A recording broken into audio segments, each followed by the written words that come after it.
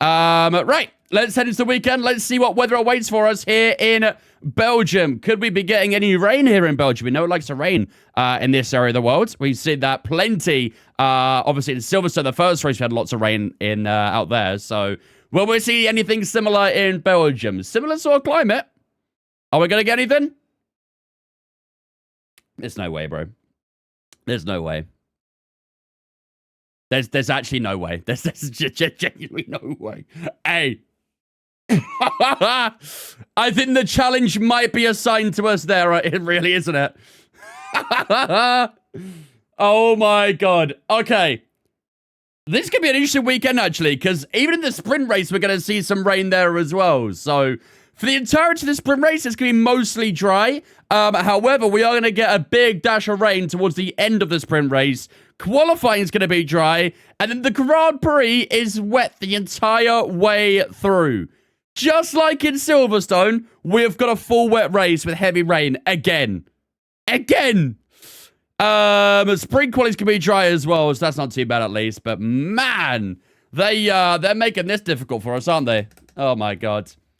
Right, let's assign our slightly more used components. How'd the reverse Silverstone go? We finished P1 in reverse Silverstone. Again, like I said earlier, very, very lucky win, I'd say. It's safe to say it out there. That early safety car we benefit from massively. That should be good there as well. Right. Let's just get FP1 out the way, and then we're going to start looking ahead to the weekend. How did Rocket League go? Not too bad, actually. I think I went up a little bit in MMR. I think I got back into Diamond. I think. Nico mentioned it, but I didn't see it myself, so I'm taking his word for it right now. What's that noise? Oh, never mind. Right, let's get through this one program. We're not about to do too much, obviously, in practice, because there's only one FP session in a sprint weekend, so as long as we can get something done, then it's okay. Yeah, 5 out of 5 is what we can really do, so... we'll miss our track compensation and fuel management, but that's not too bad at least. Keeps a bit more balance over the season, I guess, so...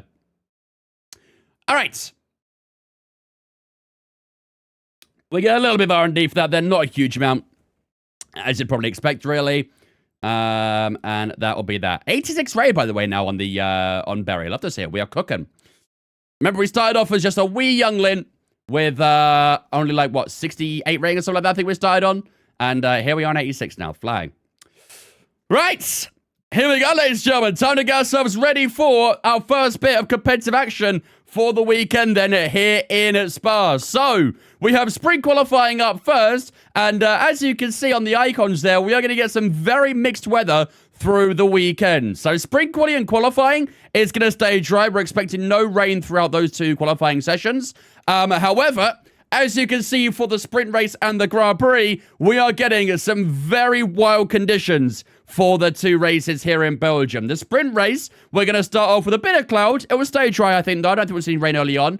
And it will stay dry for the most part. But as you can see, towards the late stage of the sprint race, we are going to see a good dash of rain right towards the end. So whether or not we'll box for inters, we'll have to wait and see. Maybe that rain doesn't even arrive. I've seen that happen before in the past. So... we'll see what happens, but we'll keep our eyes out for it. And then, of course, as you can see from the Grand Prix, we are going to get a full wet race here in Belgium. And just like in the first race out in Silverstone, it's heavy rain throughout the entire race as well. So that Sunday is going to be a very, very damp day. And hopefully we can try and show some good pace on that day. I don't know what the AI is like in the wet round, to be honest with you. So that'll be interesting to find out, I guess. But before we get going, let's assign our components to the car real quick. We'll bolt on the fresh one there, on the ICE. Number 2 is good. Yeah. Actually going to put on a slightly later version of GH, I think. We're going to number 3 on the energy store. We'll whack on a new turbocharger as well. Number 2 there, and then we'll go on a fresh gearbox as well. Seeing as we've got so many gearboxes, shouldn't really have to worry about it too much. Right, anything else we got to do, or is everything good and ready to go? I think everything is basically good to go. Perfect.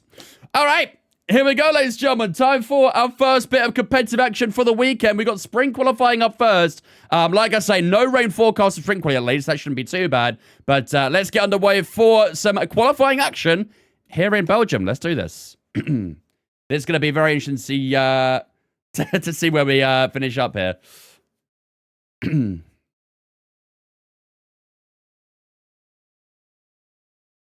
Although I do know the qualifying pace that AI isn't great around here. So I think for sprint quali, I might up the fuel a good bit just so we can balance out a little bit. We'll do the challenge wheel after sprint race, as always. We tend to exclude the wheel from being involved in the sprint race and stuff. So once done the sprint race, then we'll do the Wheel of Doom, and then we'll see what it gives us from there. Oh, maybe we are going to get some rain in sprint quali. Oh, hold up. Oh, okay, never mind. We are going to see some rain in sprint quali, not until SQ2 at least. But man, this is a wet weekend, isn't it, overall? Heavy rain in SQ3 too. Wow, okay. So just SQ1 is going to be dry then, I think. Then we'll start seeing it dry, dampen out a little bit later on. No sound. Shit, sorry. Let me put that to F125. Still had on LMU from the other day. There you go. Should be sound now. Okay, let's load up our setup. Let's put a good load of fuel in the car as well, seeing as want to make it a little more difficult for ourselves. We'll go... Let's start with 60... No, let's go... Got 65 kilograms of fuel and see, hopefully that balances out a little bit. Okay, let's head out on track and see what we can do. Let's do this. Okay, when you're ready, let's go. Did it take Barry 40-ish years to get to A6 driver rating? Yeah, I guess you're right, to be fair. From the 1986 season all the way through to 2026. I guess you're right. What up, Phoenix? Appreciate the watch stream, man. Hopefully we can keep you in diamonds. Hey, just keep carrying me. Just keep on carrying me. At some point, I will actually be a diamond level player without the carry. One day. I fear that I'm very far from that day, but we cross that bridge when we come to it. Right. Let's get these tires warmed up and ready for our first lap of SQ1. We might do back-to-back laps here. We'll see how we do on the first lap. But if it's maybe a little bit weaker, and we want to try and instill a bit more confidence into ourselves, then maybe we'll do a second lap. Yeah, I'm not too sure if there's actually a plan kicker, to be fair. But if we do play, I'm sure you'll get a ping. Forza Ferrari, yes, sir. I say wearing a Mercedes shirt. That definitely is going to ruffle some feathers.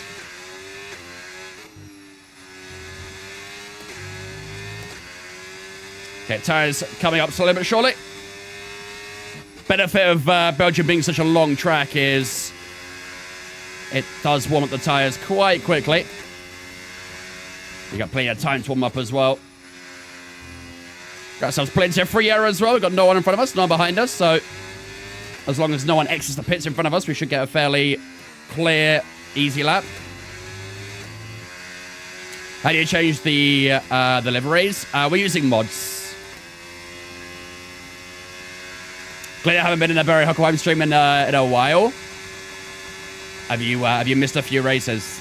That's what I'm seeing right now. Looks like plenty to catch up on. Depends when you're last in, I guess. All right, here we go. Let's set up for this final corner. Away we go then. Let's see what we can do for our first lap of SQ1. We are running a bit more fuel to make the car a bit more equal with the others, I guess. That was a bit hairy at turn one there. A little bit late on the brakes. Red Rouge we go for first time. Nice and simple. First one in season 2. So we're in a Ferrari. I bet we still have the Macarena wing. Of course we do. Why would we not have the Macarena wing? First one of season 2 is crazy though, damn. Oh yeah, I can feel the weight of the car pulling its way around through Lacombe there.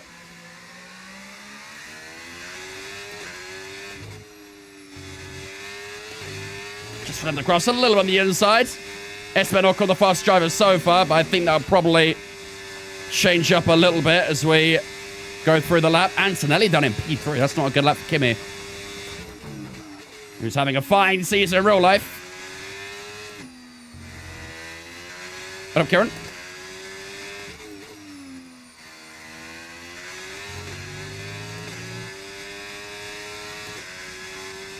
All right, here we go. Plenty of battery to use to the line here. 42-0 for Charles Leclerc to start us off with SQ1. Can we try and beat that? No purple sector so far for ourselves, which isn't an amazing sign. Through the final two corners we go then.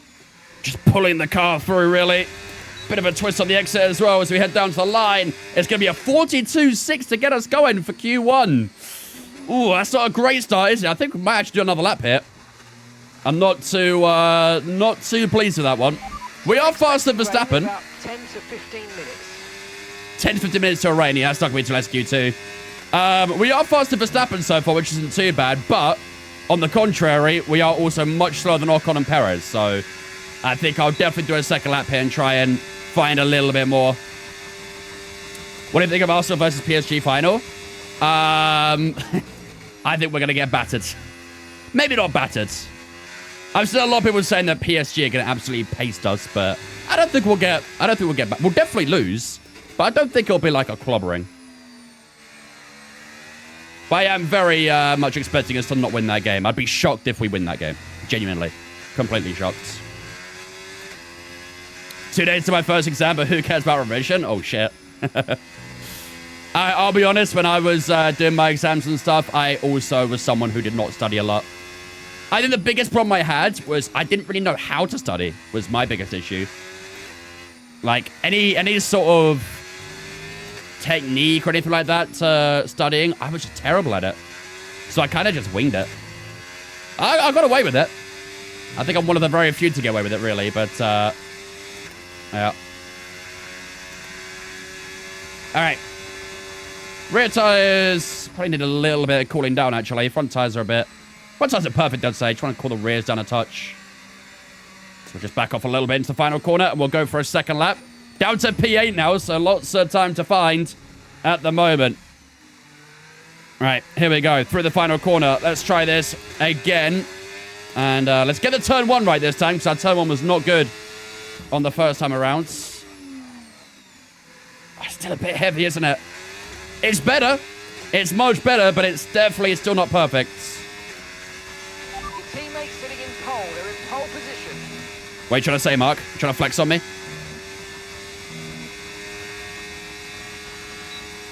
I probably used up a bit too much battery here so far, too. 410 up, though. I like it. Purple first sector. That's more what I want to see.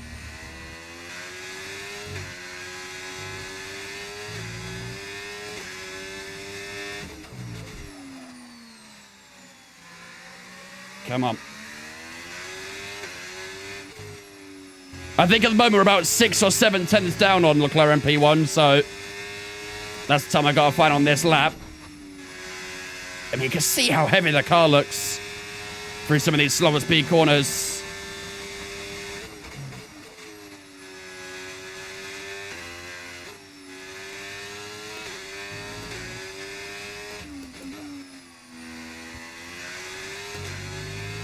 Come on. We have had a good chunk of time so far. George Russell in the Mercedes now goes for a 41.7. That's 9 tenths quicker at the moment. I don't think we'll beat that unless we find some crazy time in the last couple corners.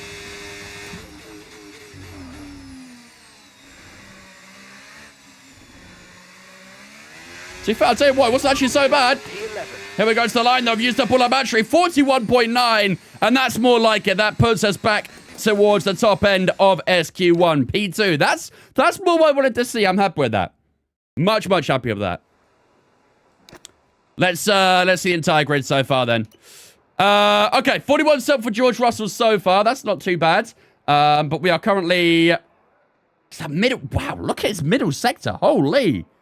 43.5 in the middle sector for George Russell. We're faster everywhere else, so I'm guessing that Mercedes is more set up in the middle sector, I guess. But Yeah, the first sector, we're 3/10 quicker, or nearly 3/10, and the final sector, we're at about 2.5 tenths there as well. So, yeah, that middle sector is where it's kicking us in the ass right now, so a bit of work to do there. Okay, Lando Norris the only one yet to do a time, but I think he's about to complete it, so... Let's see where Lando goes. Have we done the Wheel of Doom? Not yet. We'll do the Wheel of Doom after the sprint race. Michael Schumacher and Alonso both race for the same 3 teams. Benetton, Jordan, now Aston Martin and Ferrari. Oh, hello. Lando Norris locking up there.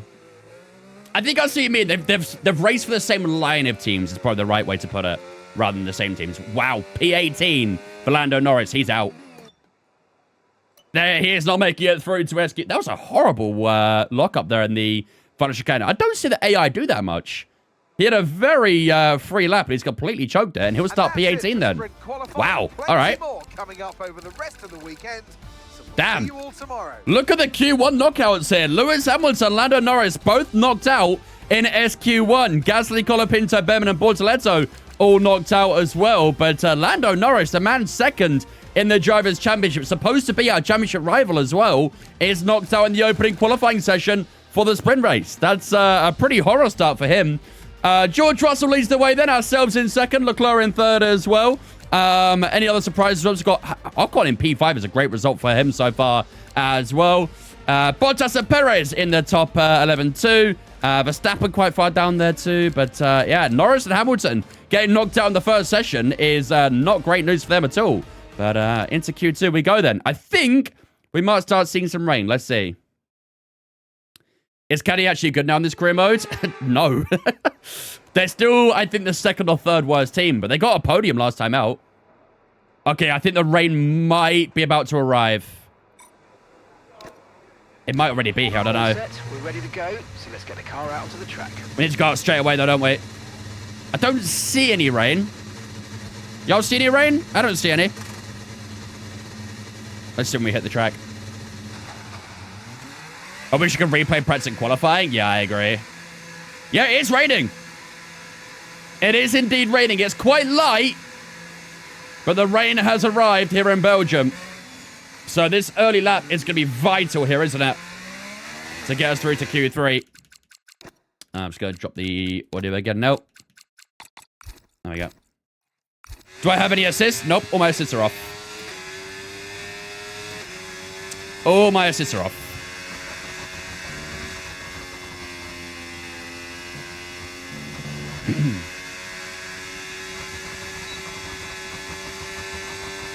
Okay, turn 1 might be a little bit more tricky now with the weather changing.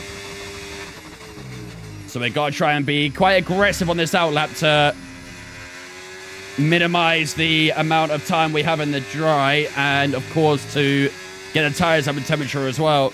You can't already see on the track, it's starting to get a little bit patchy. I wonder actually if we might see at some point during our lap a crossover between the dries and inters.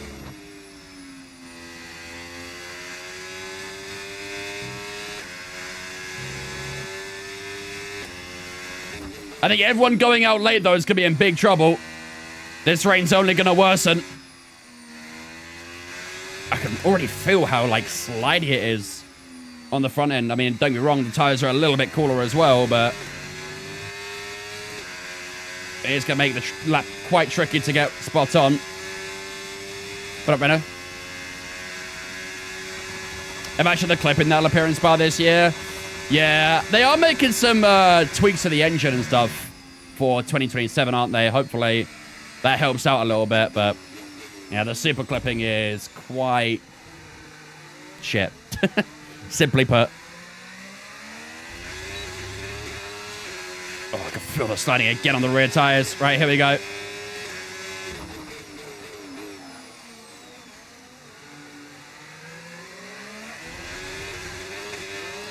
I think I just saw Ocon was on intermediates out of the pits there.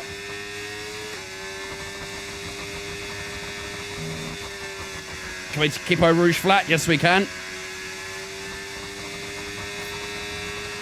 Oh, DRS disabled! At least let me use down the Kemmel straight, man. Come on. Yeah, we might see an interlap over a dry lap. We'll try and get this done anyway and see what happens. Oh my god, look at that. Car just going straight on there. I wonder if we actually maybe back out this lap, I don't know. Oh my goodness.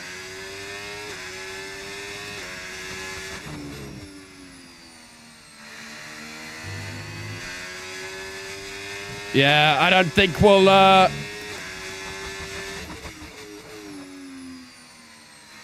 don't think a dry tire's gonna do it, is it?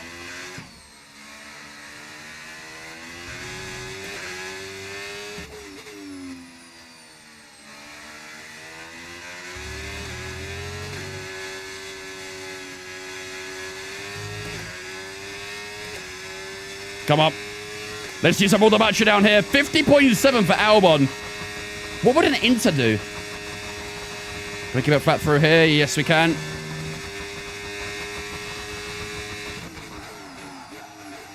Oh, dear. Oh, dear. Oh, dear. Oh, dear. Oh, we are miles off of it. Oh, dear. 57.7. Oh, Jesus. We need to get back to them. I should have just bailed out that lap, shouldn't I? I should just not have completed that lap. I should have backed out. And now I've got 5 minutes left in the session as well. We've got to race back to the pits here. We could be out in Q2. I think we should have bailed out. I don't think we should have finished that lap. Did I have worse conditions now? Yeah, by far. The rain's only intensifying, so we are probably going to be a good bit slower on this second lap compared to everyone else. But yeah, we definitely should have just dived into the pits. Especially after that mistake in the final chicane, too. Oh, my God. Why 29 laps of fuel? Because the AI in Belgium are terrible. But I think because it's raining now, the AI are a bit better in the rain. We could probably lower the fuel back down.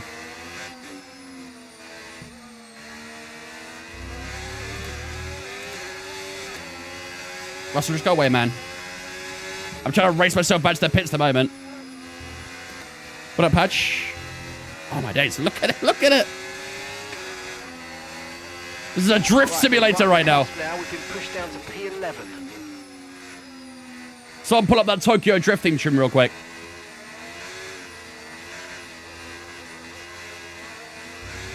Okay, admit it's kind of badass, though. It's kind of badass.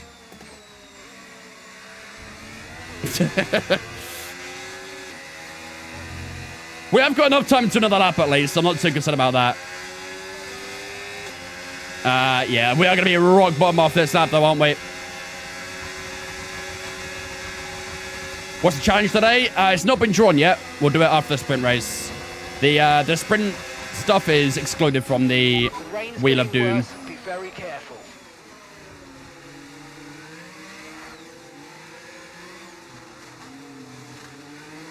Too slick with it, man. Too slick with it. I'm as cold as these damn front tires right now. Should have bailed after lock up to bus stop? Yeah, we should have. We should have just dived straight into the pits. There was no point completing that lap. I mean, I saw as we were going into that chicane, we were on the 150, which is what pole position is right now. So, yeah, we should have just 100% backed out of it, but... All right, let's stick on a green wall tire. Let's try and go again. Hopefully, the weather won't be too bad, and we can still try and get a competitive lap in. We've got 2 minutes and 44 seconds left of the session, so got to be quite quick here. I'm going to drop all this fuel back down as well now. There we go. Right, let's go. Okay, that's all the checks complete. We're ready to Didn't go. even adjust the wing. We're going to leave the wing level as it is, basically.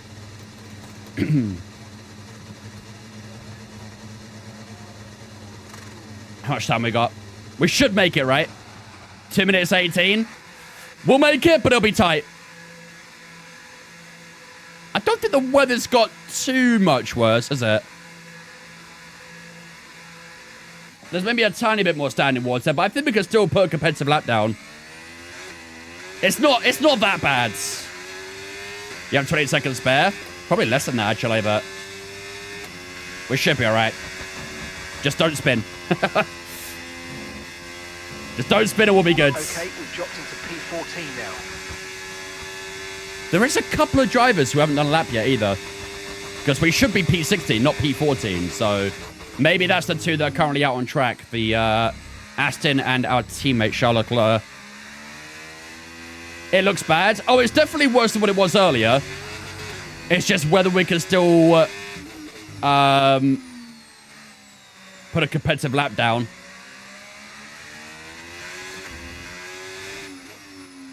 Double quick laps. We ain't got time for double laps, unfortunately. We've only got time for one lap and one lap only. But I'm hoping that the track isn't too bad compared to earlier.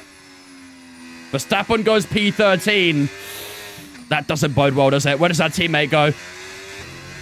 Our teammate could define us here. Uh-oh.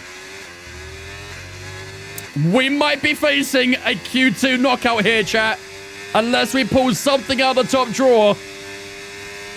We are in for a Q2 exit for the sprint race here. That is not what we wanted. Seconds left in the session. Should have just boxed, man. Should have just damn boxed. All right, come on. Lock in. Let's give it everything. Yeah, it has got worse. You did a high 52. It's still we got in the locker. Turn 1 was worse, but that was when it was a little bit drier.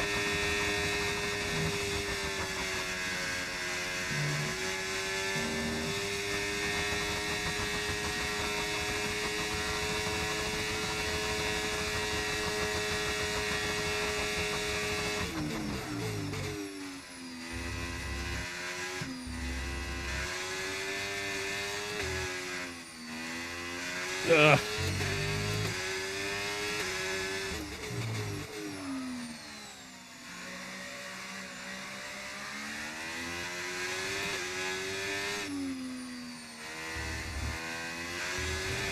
Oh, it's messy. Down into P16 now.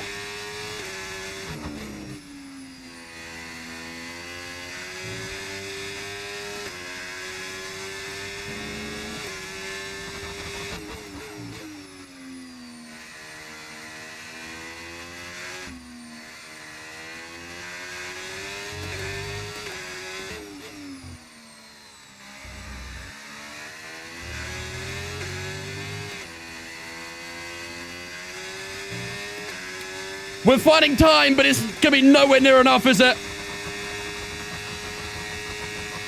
Maybe we can find a load more of the final chicane, but I think we might be out here, chat.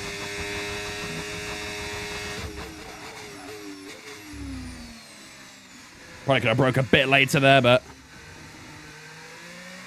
Yeah, found a good chunk of time, but I don't know where it's going to be. Here we go across the line. 53, I think it was. Where's it going to be?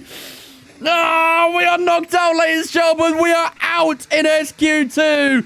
P11 is where we'll start for the sprint race here. And we are down by about 400ths to Liam Lawson. We should have bailed, man.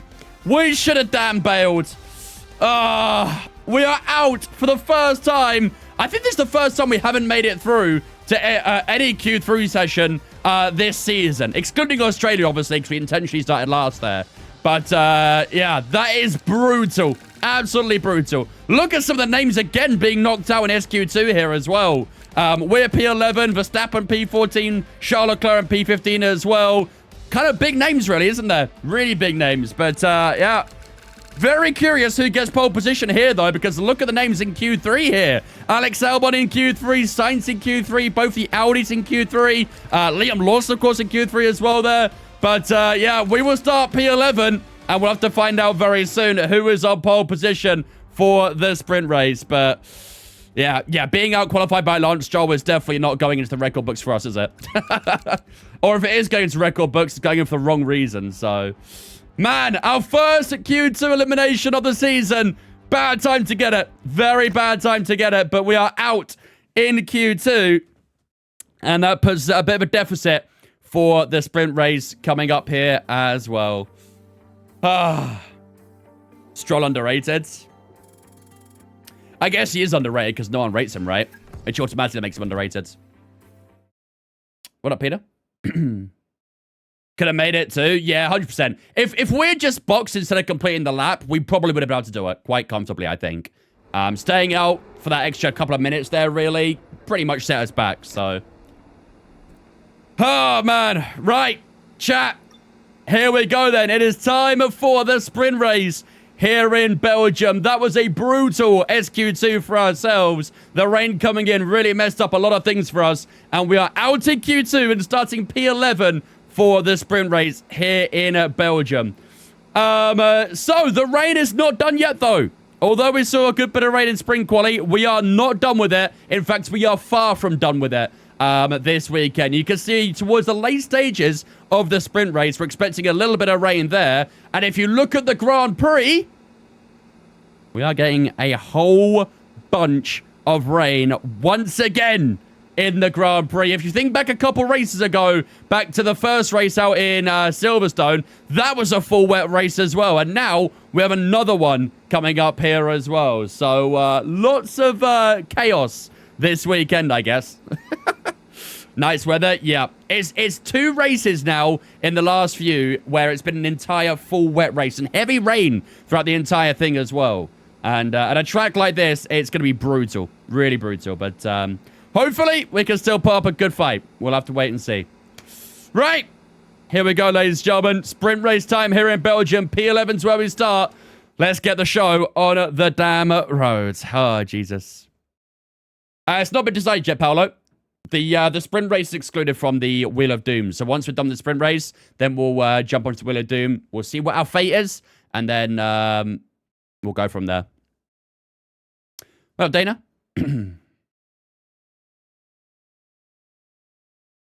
Stroll is still in the sport because his dad owns an F1 team. Yeah, that's kind of common knowledge at this point.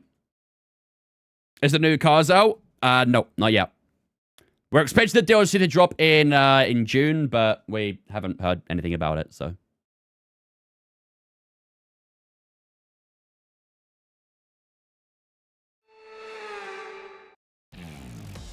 Sprint race music! Forget pit stops, forget fuel management. It's pedal to the metal all the way here as we get ready for today's sprint.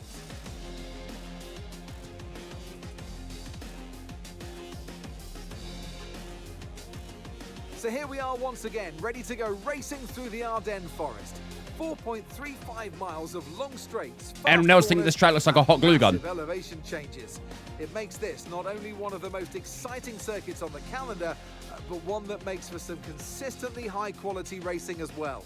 Simply put it, there's no place quite like it.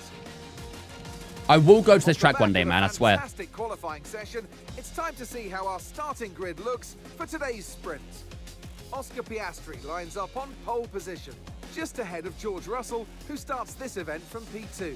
Looking down the rest of the grid, we have Michael Schumacher, Piastri on pole, then Russell seconds. Carlos Sainz and Antonelli, Albon, Hulkenberg, Stroll, and Stroll P9, but not so washed. Wang, I actually see how it looks like a hot glue gun. I hear some people say Uzi. Looks like a mini Uzi. Leclerc, Ripped open one of my stitches. Tried having a cake pop. The temptation was too much. Gasly, Colapinto, To be fair, I mean, you're probably at the stage where the stitch will come out anyway, so probably not the end of the world. Which of these drivers will get pole position today? We'll soon find out. And alongside me today, a man small in stature, but big Cyrus. on comments, Anthony Davidson. Hello. Well, they say that a change is as good as a rest, and whilst there's not much rest on show in the sprint format today, there's definitely a change to what we're usually seeing on the track. I know what we've got to do before the start of today's race, but what about our driver? what do the final hours look like for them? Well, for them, you've got your pre-race rituals that you go through. You see different drivers that, some have got their headphones on, they're listening to the music. Some drivers really absorb the energy from the crowd and they're there waving to them. Other drivers, they go within themselves. We're starting P11. Engineers Yep. absorbing that information. We got knocked out in SQ2 when the weather started to turn. And, those pre-race... We should have backed out of our dry lap, but we didn't. We kind of messed up. And the rain here, and yeah, we got screwed over, really. The easier you are within that environment. All right. Here we go then, ladies and gentlemen. P11 is where we start for this sprint race. Not the best of qualifyings, really, but at least adds a little bit more of a challenge to the sprint race here. So we are expecting a mostly dry sprint race as well. However, as you can tell in the late stage of the session forecast, we are going to get a little bit of rain later on in the sprint race. So although it's dry right now, we're not expecting it to finish dry. Could we use a soft tire? Probably not. It might not be too bad. I wonder if a soft tire might be a bit more usable in the sprint race, especially with the rain coming in. This is where things are going to start tomorrow, probably, especially if it rains. Okay, no, everyone's on medium tires, so I don't think we're going to risk it. Everyone around us is on medium tires, every single driver on the mediums, so probably, yeah, I'll probably just go with the mediums, I think. Should be fine. They should add the Lego race at Miami and the kart race in Brazil. I agree. Fully agree. Risk it? You want me to go softs? Risk it for the biscuit? I mean, realistically, when's that rain going to arrive? Probably like the last 2 laps, maybe? No balls. You're right. I have no balls. Let's also drop the fuel down as well. We'll go to about 14.2, maybe. That should be fine, I think. Cool. That should be good. I think I'm happy with that. Right, anything else we've got to do here? Prediction. I don't think we've got any mods in chat, have we? I've not seen a single mod in chat today. Hey, they're slacking. Prediction chat. What do we do prediction-wise for this sprint race? You reckon we go for a podium, maybe? Do we get a podium for the sprint race? We started down at P11, so we have got a bit of a trek to get back towards the top end. Our teammate started down at P15 as well. We've actually got quite a few faster drivers behind us, haven't we? Pony could be a shout for the win, you reckon? To be fair, the AI is a little bit easier in Spa, aren't they? Nah, we're not going to do multi-choice for a sprint race. Let's do top 3. I think top 3 is good. Where does Barry finish? Oh, wait. No. Will Barry finish on the podium? Yes and no. There we go. Prediction is up, ladies and gentlemen. Will we finish on the podium in the sprint race here in Belgium? AI's bad around Spa? Yeah, but don't forget it's going to rain. And I'm pretty bad in the rain this year. I dislike Montreal Canadiens. I hope you like the Chicago Blackhawks. Because that's my team. Appreciate the follow, man.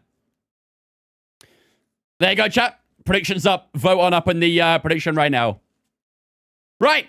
I think everything is basically good and ready to go. So, we'll use the medium tires then for the sprint race. We might...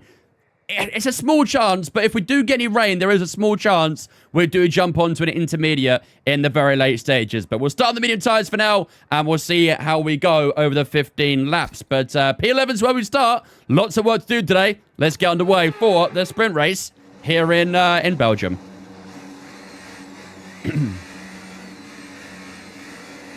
You got about a minute left to go on the prediction there as well. Man, it's so weird starting in the mid-pack. I'm going to be very careful with my front wing in the opening corners here. Last thing we need is getting some wing damage from being right in the middle of the pack. But we've got Liam Lawson and Lance Stroll right in front of us, so that sounds like wing damage right there.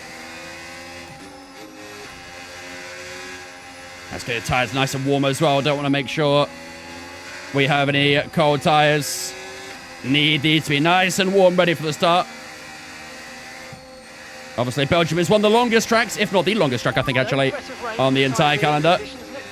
So it gives plenty of time to get these tyres up to temperature.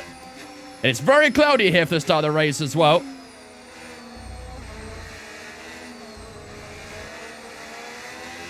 But I don't think we'll see that rain until a bit later on, if we do. Let's do brake by 70. Let's try and get these front tyres warmed up a bit quicker. Can you do weather report information lap? I think so, yeah. Weather report. No rain expected. No rain expected for the time being. Dry definitely So, the fastest tyre at the moment. if there's no rain predicted right now, that means at least 15 minutes typically until we see any rain. At least. So if the next 15 minutes it is going to be dry, that probably puts to about, like, what? Lap 10 maybe? Something like that? So there probably still is a small chance we might get some rain. But I think it's going to be very late into the race, that's for sure.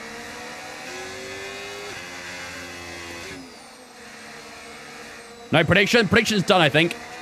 You may have missed it.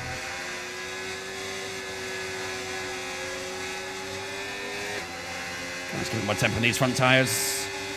These tyres are still quite cold, for my liking. For anyone's liking, really.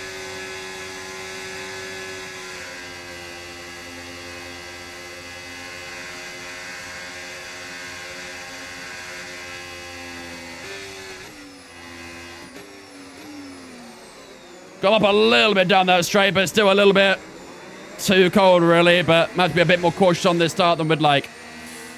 All right, here we go. The latest job at P11 is where we start for this sprint race here in Belgium. Not the best qualifying, but hopefully we can try and get ourselves a good start to the sprint race. Here we go.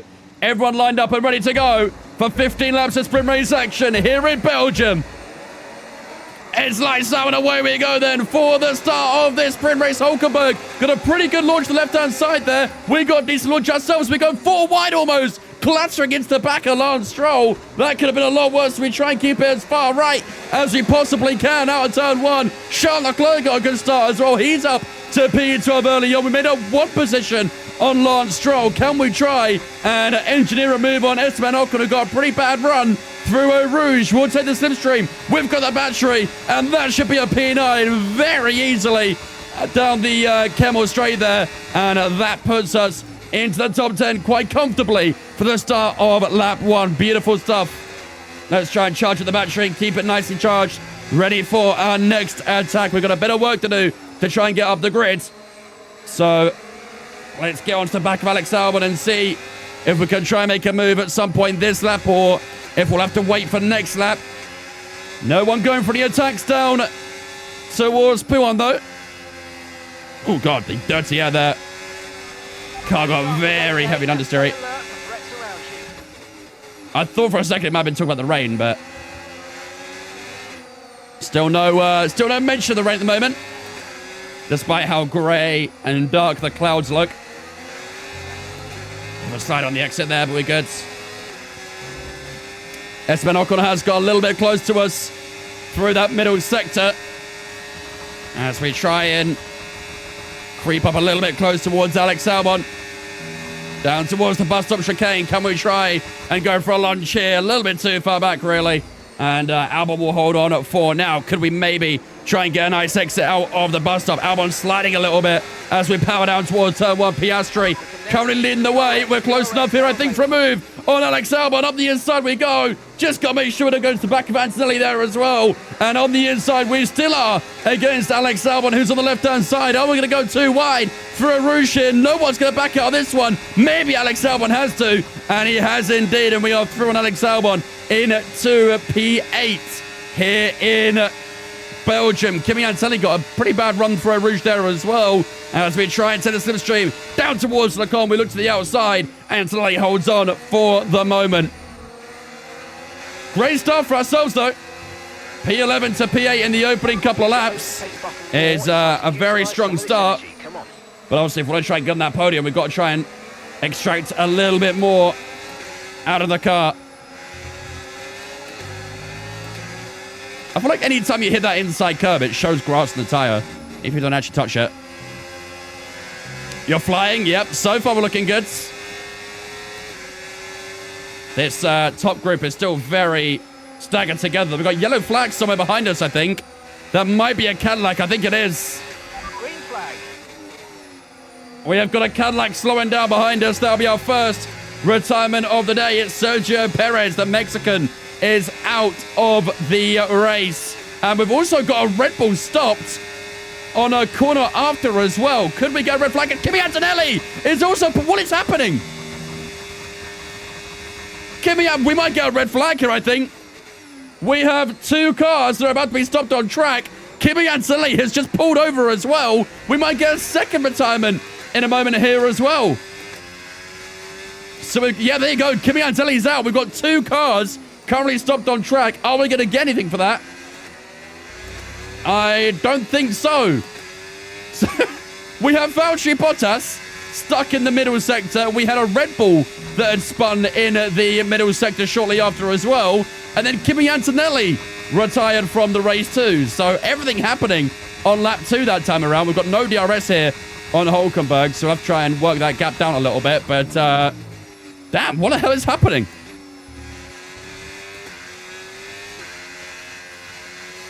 Everything's happening on this second lap. What's good, Sen? Every time I bet against you. It's almost like I do it on purpose.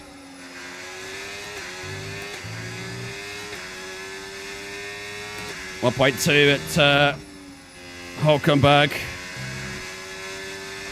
Come on.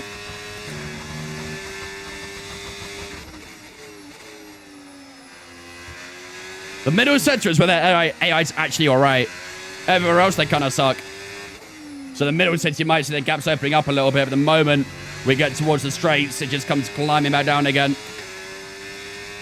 There is a little bit of a separation in the group in front of us. Looks like the top two of Oscar Piastri and George Russell have managed to break away from the group. So we've got 3 or 4 cars in this group in front right now. They were briefly too wide for a moment heading into the final chicane, but nothing coming of it. George Russell, fast lap so far. Michael Schumacher, fast lap so far. Barry Huckelheim, fast lap so far. Bit of a concession of fast laps. 51 Ferrari has crashed. Oh boy. Yeah, I watched the first hour and a half of that race, but unfortunately wasn't able to watch any more from that. And around the outside we got Hulkenberg here. That's surprise attack. We're in the slipstream. I don't want to burn the battery here, but I might have to try and secure the position. Hulkenberg trying to hold the inside. We get the inside through the next corner. Hulkenberg still on the outside there, but couldn't fight it back. Into P6. Lovely stuff.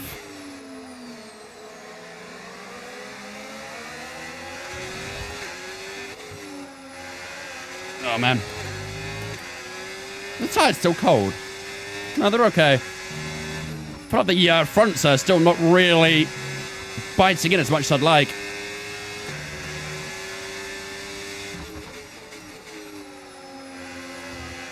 But yeah, from the opening 4 laps, though, we've gone from P11 to P6. That's really good.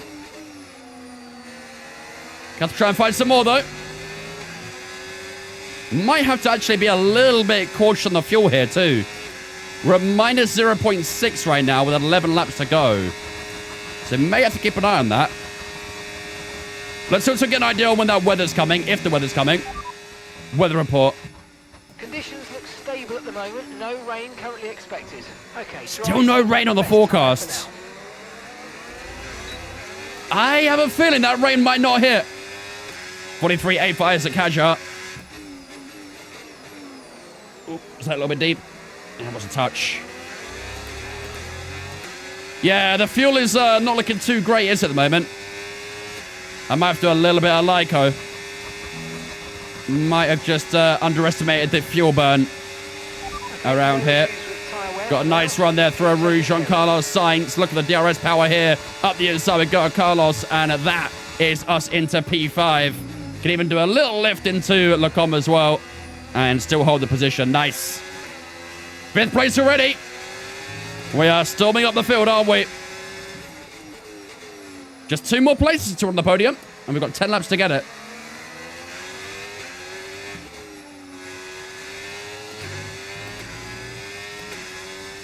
But a disastrous pre-Le Mans race for Ferrari, yeah.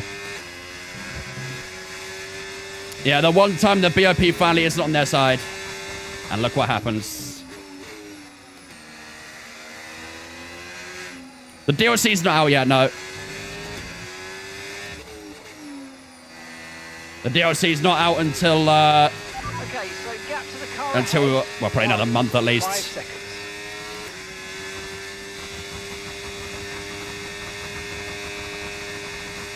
So green sectors. Everyone I play online, do I press rank multiplayer?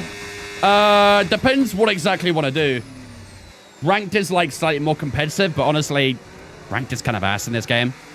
If you want to just have some like good, well, some fun racing, you probably just want to go into multiplayer Grand Prix and then do join a lobby from there. But it depends what exactly you're looking for. Surely 15 laps isn't 100%. Was that a restart? This is a sprint race. We'll have the full Grand Prix after this. I wasn't quite close up to Schumacher's DRS there. Looks like Hadjar and Russell are fighting for P2.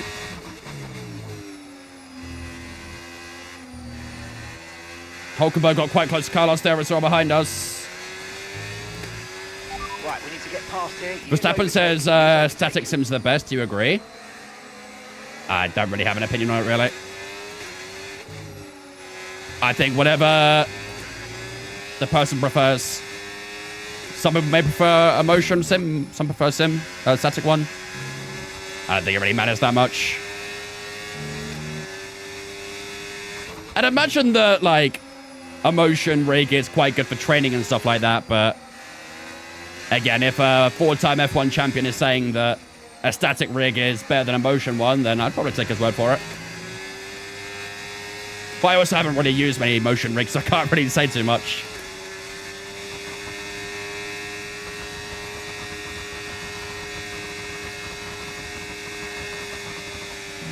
.5 to Carlos Sainz. So we've broken away from that gap very nicely behind. And there's a big squabble happening for P2 here between Russell and Hadjar.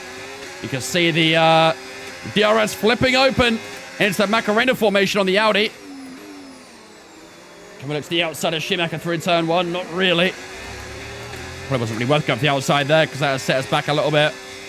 Down towards our Rouge. This battle for P2, though, has definitely allowed Piastri to run away for the lead at the moment. Here we go down towards Lecom, and here goes Schumacher on Isaac Hadjar. He goes to the outside. Will Schumacher get it done? The Red Bull trying to hold the outside line. We stay too wide at the moment, and Hadjar holds off Schumacher, which will be much the annoyance to the German. As we look to try and get involved in it now as well, and try and get ourselves into podium spots for the first time in this sprint race. Formations a lot, but butt kickers are a great and cheap option. I have heard of butt kickers, I think, actually. Yeah, I don't think I'd ever personally invest into a motion rig. I don't like... For me, personally, I just don't really see the benefit of it. I think I'll probably always stay with the static. I don't think I need to really delve into it. I mean, even for, like, a cheap option, it's still quite, you know, still quite pricey. But that's just like sim racing generally. Sim racing, cheap doesn't exist in this hobby. They're going to go too wide again. Hadjar went defensive, but Schumacher couldn't find a way through. Can we try and set up an exit out of the final corner? I'll tell you what, that's a very nice exit there as we go too wide with Michael Schumacher down towards turn 1. We'll get a little bit of slipstream here as well. Schumacher still on the inside. And around the outside we got Schumacher. That's a lovely move. Beautifully set up on the exit there as well of the final chicane. And now we should have the run on Isaac Hadjar out of Eau Rouge. And down towards the Camel Straight before we even get to the DRS zone. Look at that. We are past Isaac Hadjar already. Beautiful last few corners there. And that puts us into P3 here in Belgium. We are back on the podium already. Excellent stuff. Right. Okay, we've got 7 laps worth of fuel remaining. Let's try and close up that gap to George Russell. I think trying to get out to Piastri might be a little bit too much of a task, but we've still got time. We're on lap 8 of 15. Plenty of time still. I think it's more of an immersion thing than for speed, right? Yeah, I mean, I think a lot of people want to try and get as close to the feeling of real life as possible, really. Lift and coast. Yeah, see if I might have to, actually. Our fuel is still not in a great place, is it? So we may need a little bit of Lyco.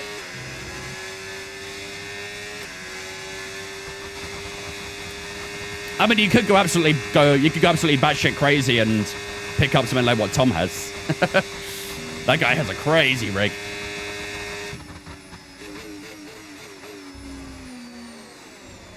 You could be my gym background entertainment. Oh, that's just what you need to hear. Imagine telling yourself you've got to do 20 reps of pull-ups something, and you just got me yelling about George Russell in the background. Yeah, that'll get you through it. I fuck with that. You can get a non-FFP wheel for cheap. Yeah. You may as well just play on mouse and keyboard at that point, I feel. I've got DRS on Russell here, actually. You're about to pass out, so you need more of the music to be switched on. Fez.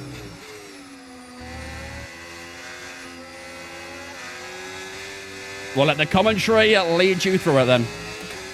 Got jamming. Still got a little bit of like at the moment. Broke away from Schumacher already. 2.5 the gap to the German. Have gained a little bit on Piastri too. 2.6 the gap now to the McLaren. So we're finding ourselves in a nice spot at the moment. Still 6 laps to go. Still quite sunny out here as well, isn't it? But no sign of any clouds or rain at the moment. She's a little bit of battery here. Just try and close up a little bit to Russell. Thank you for the game controller on TikTok as well, mate. Appreciate it. I just bought an R5, and I'm going to set out ready for Miami tomorrow. Let's go. What a track to do for your first ever community race on wheel. Miami. Oh, God. I'd be cursing if I had to do that.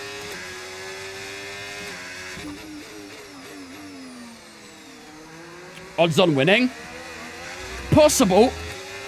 But I need to try and increase the pace a little bit. Which at the moment is going to be a little bit difficult to do. Because the fuel is still in the red with 5 laps to go. So if we can try and blitz past Russell, which we might do right now. Good slipstream on the outside, down towards the chicane we go. And we are through on George Russell, back into P2 now. But we do need to monitor this fuel. I definitely underestimated this, haven't I? I think for the next couple laps, I might just have to do a bit of Lyco to try and balance out a little bit.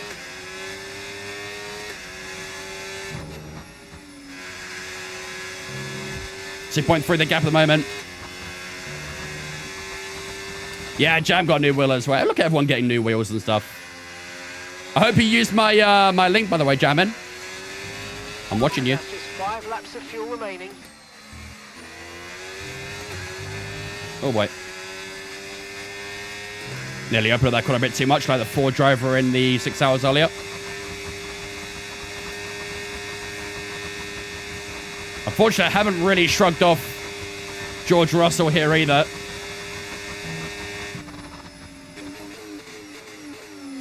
I bought it through Argos I collected today. Damn. Worth a go. To be fair, if it was pick up on the same day, I can't blame you too much. I let it slide.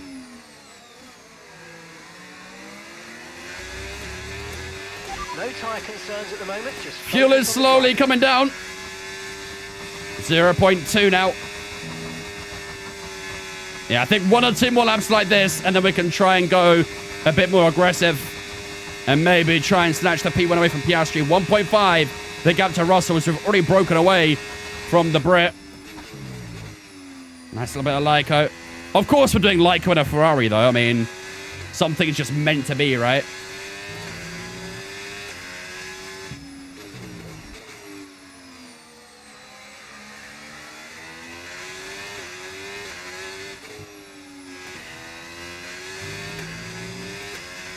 Genesis in the points it stands? No shot. That's crazy. Where's the Valkyries? You know what, Chloe? I actually saw that video you posted, and I was like, oh, here we go. They're going to love this. I didn't check the comments since, but I might have to. I knew what was going to happen from that alone.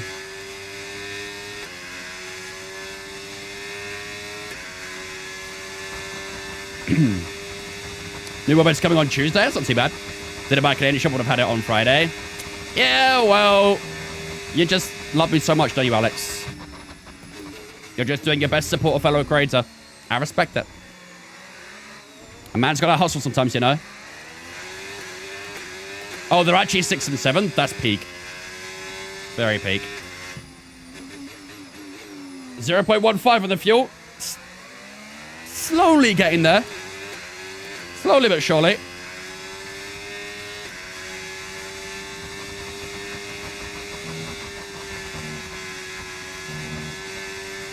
You do save me money, so exactly. There you go. I don't think you actually, do you actually get a discount with the link? I don't think you do you? I think it's more just a referral than any sort of special offering or anything.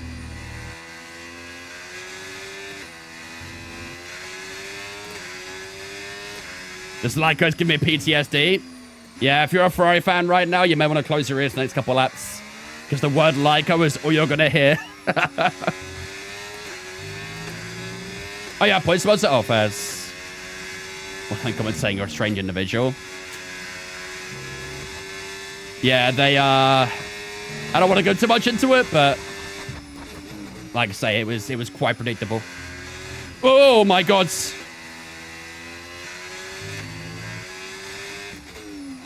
Don't want to use that curb at all on the right-hand side.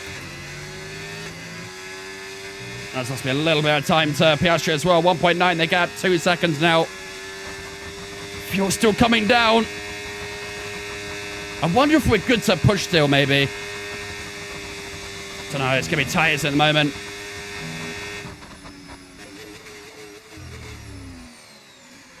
What's the lowest you can finish in terms of fuel level? I mean, you can probably get to like 0.02 or something and make over the line fine, but the problem is once you hit the low fuel level, you just lose power, so yeah, you probably want to keep it around 0, ideally. Get 0 so have the fuel, yeah, maybe a good idea. I lost a little bit of time that lap, so might be a good idea just try and push inside DRS and then sit behind to save some fuel. It is close, though. It is close on the fuel.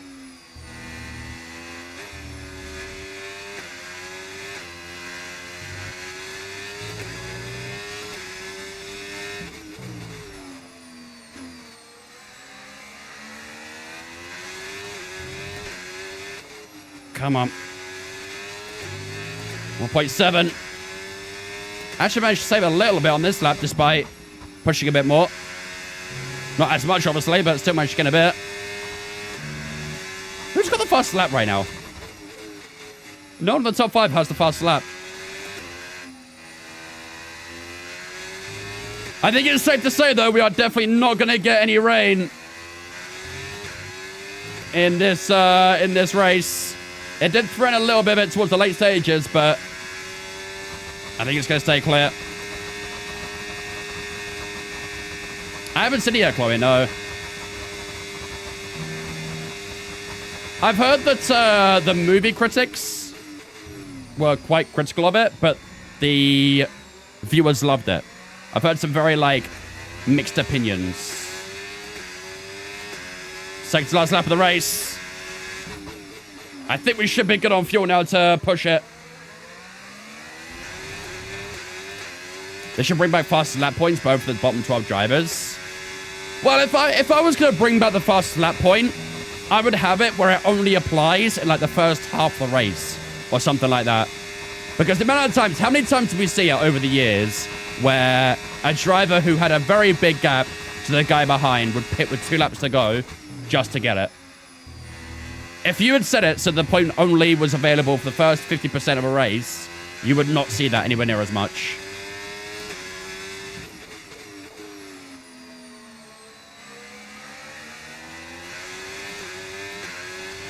Right, we need to get past. I thought it was alright. If you really like Michael Jackson, you'll love it. If you're like, if you're indifferent about him, it's a decent movie. I used to be a big MJ fan when I was younger, to be honest, so maybe I'd enjoy it. But yeah, like I said, I've heard some, I have heard some very mixed reviews. But like I say, it seems to be like the movie critics hated it, but the viewers themselves loved it, so it's odd. Guess one of those you kind of have to see and judge for yourself, really. I don't think so, Chloe.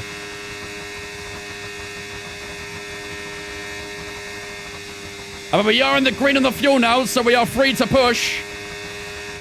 The problem is we're 1.1 seconds back with 1 lap to go. So if we're going to find something, it has to be right now, basically. Here we go, out of the final corner, onto the final lap of the sprint race. Our lap times are consistent, but we've got to try and pull out one fast one that's a little bit deep at turn 1 there. Okay, the car behind is dropping As we back. push out from the opening corner. Come on, reel him in. Have we got DRS? Yes, we do. Let's go for it, come on. 224.25 mile an hour down the Kemmel Straight, and it still wasn't enough to get close up to Piastri down here. But we have brought the gap down a bit at least. But Piastri still maintains the lead of the sprint race here in Belgium. Look at the gap to P3 now as well. 6.5 seconds to George Russell as we broke away from those guys beautifully. But still, we're going to need to find a little something more on Oscar Piastri here. Let's try and use up all the match on this final lap.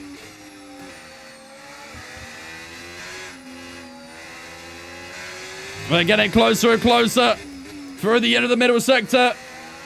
Piastri gets a pretty good exit there, though. Can we get a good exit too? Through the next right-hander. Not bad. But we're just under 7/10 down on Piastri. Come on, here we go. Look at the overspeeds.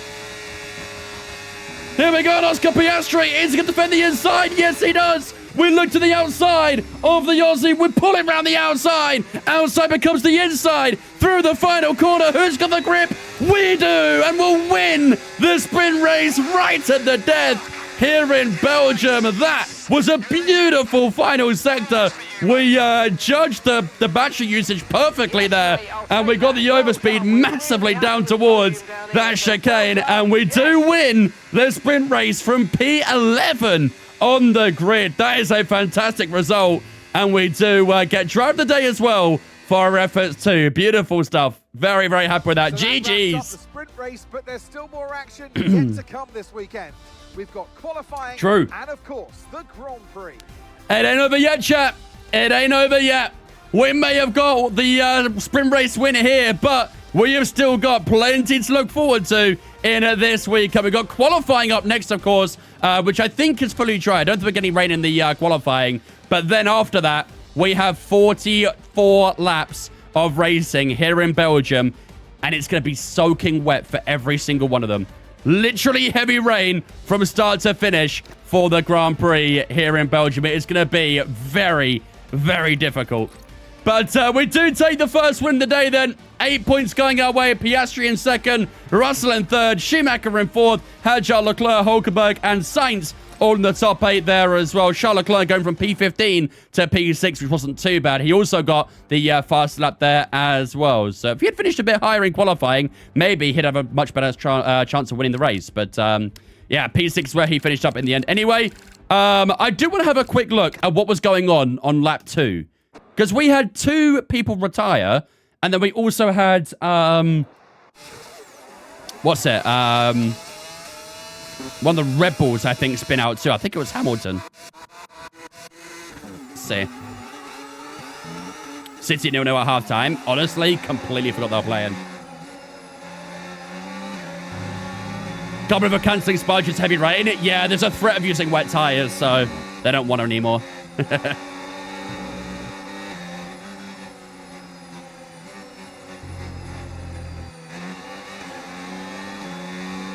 So did he spin through here? Oh dear. Oh, he got he got caught on the wall.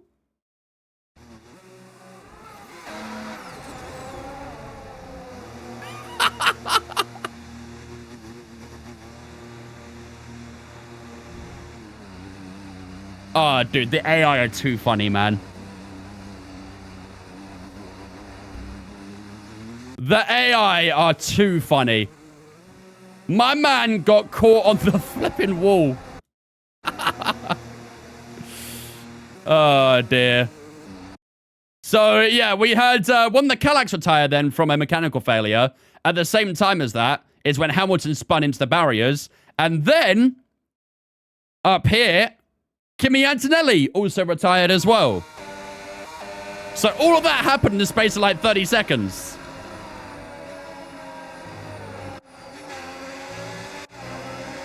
Wild. Yeah, the AI are very questionable sometimes. Very, very questionable. All right, there we go. That'll do it, chat. Race number 1 done. Now we look ahead to the full race here in Belgium. Well, qualifying up first, of course, and then the full race after that as well. So it's a hard life as an AI, you know. Yep. I mean, when you compare it to how much AI generally has improved over the last few years, then compare it to this game's AI. This game's still got a way to go, huh? This game's got a very long way to go still. Wheel of Doom? True. Actually, yeah, we have to do the Wheel of Doom real quick, don't we? That is the first step. All right, so, as always, ladies and gentlemen, we'll pull up the Wheel of Doom to decide what our fate will be for the rest of the weekend. Not only do we have a full wet race here as well, but the wheel is also going to decide how to make it just that little bit harder for no reason. Wait, can you... Google, you good? There we go. Ross coming in with the 30-month resub as well. Thank you much, Ross, for 30 months for doing. I appreciate that. Hope you're doing good, man. Appreciate the 30 months. Shiro, thank you for as well. Appreciate you. Welcome in too. All right, here we go, chat. So, as always, we'll give it a good old shuffle to mix up the wheel a little bit.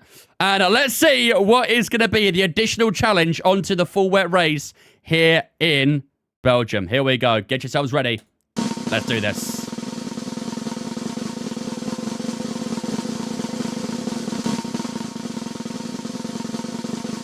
Which one is that?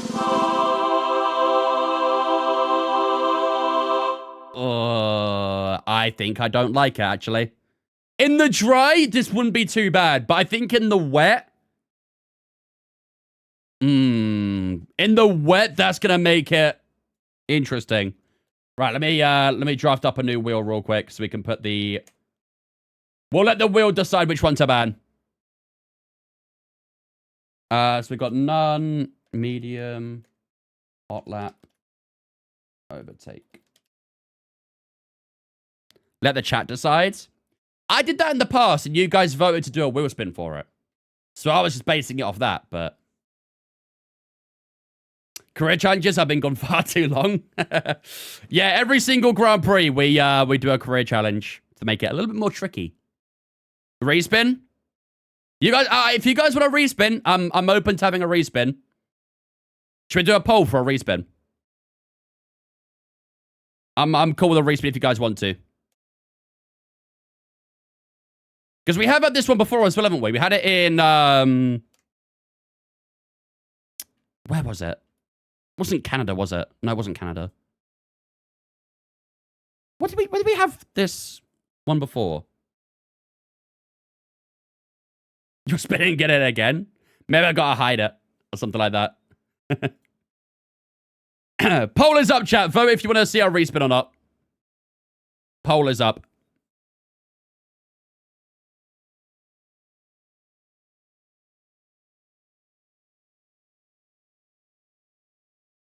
Respin for vibes. Bounty RS is good. Was it Monaco we had it? Yeah, I think you may be right, actually. I think it was Monaco. Okay, we got 69%. Nice. Saying to respin. All right. We'll go with the poll. Y'all want to respin? I'm happy to respin it. In fact, no, we can leave it. It's fine. If we get it again, we'll respin it again. When the respin lands on 3 stops the 3rd time. Oh, bro, don't even. Okay, we'll give it another shuffle then. And let's see. Vault crash, don't say that.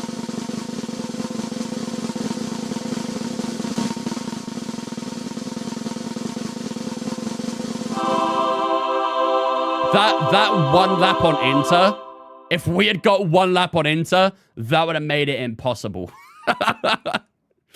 We'd have to respin on that one for sure. Strict track limits. Oh, Belgium, to be honest, around Belgium, I am a bit of a sucker for a track limit here. Strict track limits for the first time this season. And this entire career, I never really play on strict track limit. So, let's put that, where is that? Is it career settings or simulation settings? Where do you do it? Oh, here we go, rules and flags. Strict track limits. There we go. I never really do strict track limits, so this will be interesting.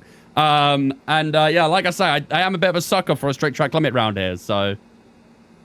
Why have I just noticed your face in the middle of that thing? You only just noticed it? You've been ignoring my beautiful face on that wheel the entire time? Should have started banning RS mode. You hardly use whole app anyways. Well, that's if whole app would have been the one that's banned. I thought you did. No, I never use strict track limits. We always use medium here. But I always try my best, obviously, like, not milk it anyway.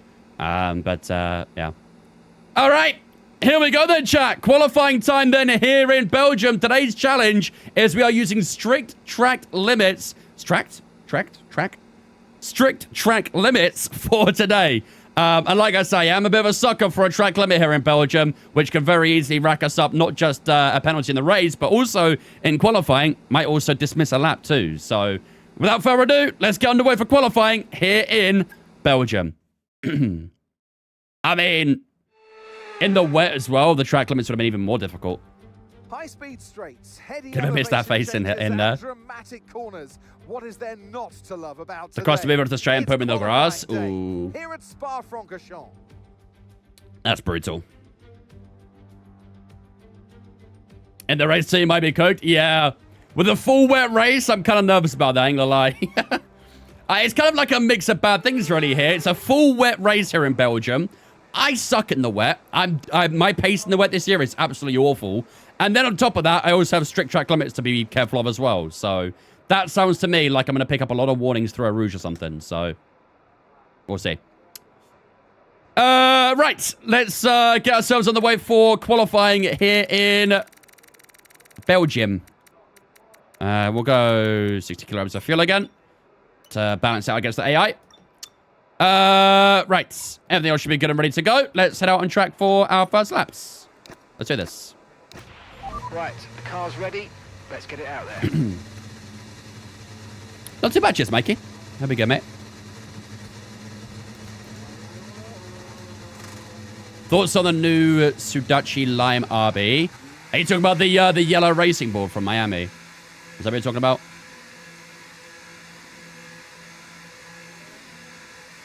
Is quality fully dry? Yeah. No rain forecast for qualifying here.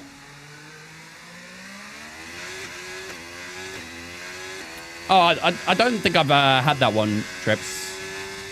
The livery was weird, though, I'll be honest. But I've not tried the drink. I don't think we have it in the UK. I've not seen it, at least.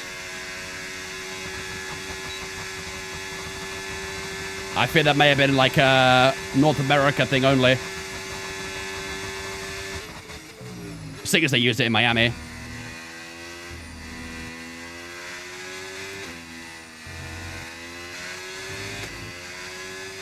All right. Let's focus on tire temp for a moment. Get these up to temperature quickly. And then we'll do our first push lap of Q1.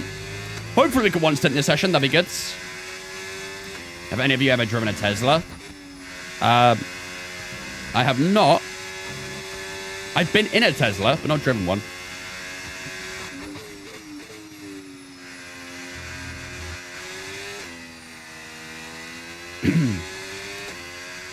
Can I teach you how to race without racing line? I mean, I'm not like a coach or anything like that, but ultimately learning without racing line takes a lot of time, patience, and commitment. It's probably, I'd argue probably is one of the hardest as it turns off because there's so many things you got to learn and there's so many habits you got to break out of. But ultimately, every single corner has a reference point of some sort. You just have to learn those reference points and memorize them. All right, here we go. First lap of qualifying.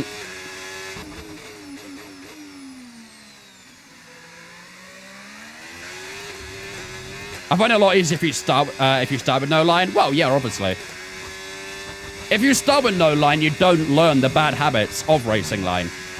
The biggest problem with racing line is that people rely on looking at the track too much. And that in itself is a bad habit. When you look directly at the track, there's no reference points. The reference points you're using is virtual. I guess technically everything's virtual, but you know what I mean. But you kind of like have to look elsewhere. You have to look outside the track, really. For where you need to be braking, where you need to be turning in some places too. Oh man, the car's so heavy and through that. 41.8 for Carlos Sainz.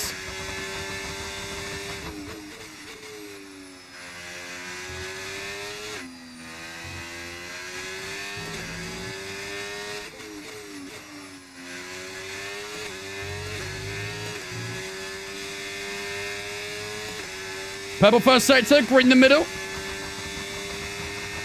Can we try and finish up with the purple as well in sector 3?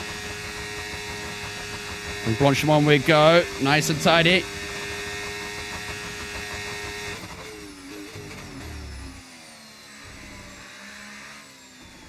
Not too bad. That felt pretty good, actually. And across the line we go. 42.4 to get us going. I mean, it's not amazing, is it? A 42.4 is not amazing to get us going for Q1. I think it might be enough to get us through to Q2, though. Wear on the tires are around about 5%. Do I go for a second lap? Let's see how the rest of the laps go through on this cooldown lap, and we'll decide if we go for a second one. We're slower than both the McLarens so far, but... Oh, we're slower than Bottas? Okay, yeah, we're doing another one. We're slower than Bottas. We are doing another lap. 30 laps of fuel is insane work.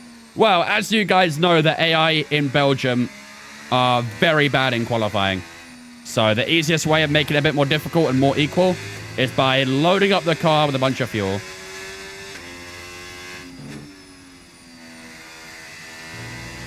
And we're doing the sprint. We finished P1 in the sprint.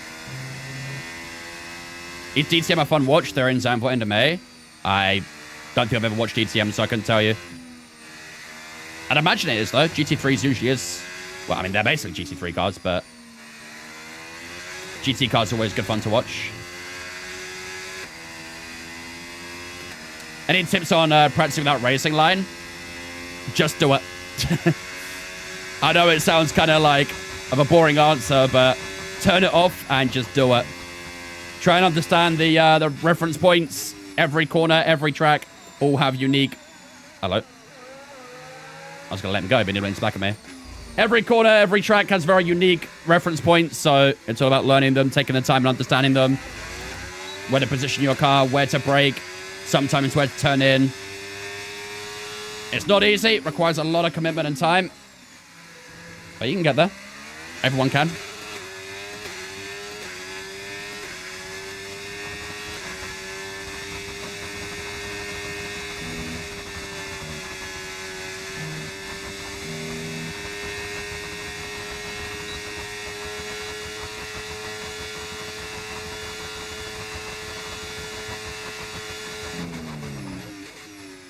Oh, come on, man. Turn in.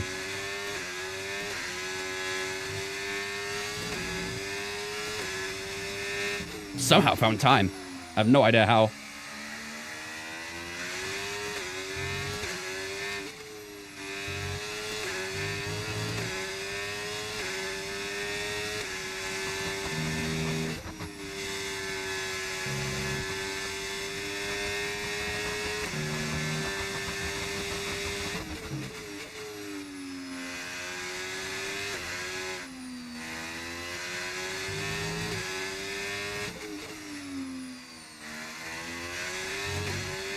Six tenths.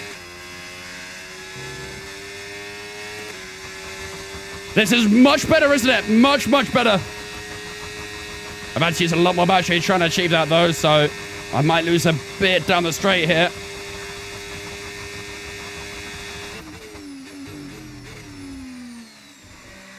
Didn't take as much inside cut that time. Around the final corner. Yeah, lost a lot in that final sector. That should be a nice improvement. P4, there we go. That's more like what I was looking for. P4 for our second lap. That's more like what I like. What's the will of doom if you catch that prediction? I have not, no. The challenge today was we are on strict track limits. To my own surprise, I haven't actually found a track limit yet. Will Barry finish the podium? The answer was yes. There you go. Enjoy your points. Right. Whew. Look at the time from Charles Leclerc there. 41.1. We've still got so much time to find. Oh, dear. Yeah, that middle sector right now is kicking us in the arse, isn't it? First sector's good. The final sector is quite good as well. But we need to find a lot more time in the middle sector. But I think for Q1, that should be enough, shouldn't it? How far away from P17? Yeah, about 1.4 seconds to P17. That's good. Cool. All right, let's finish up this session then. Let's retire from Q1 and let's see where we position. P7 at the end of Q1. But Charles Leclerc leading the timing sheets by a pretty good portion right now. 2 tenths up on Michael Schumacher in second with George Russell in third. Let's have a look who is out in the opening session here in Belgium.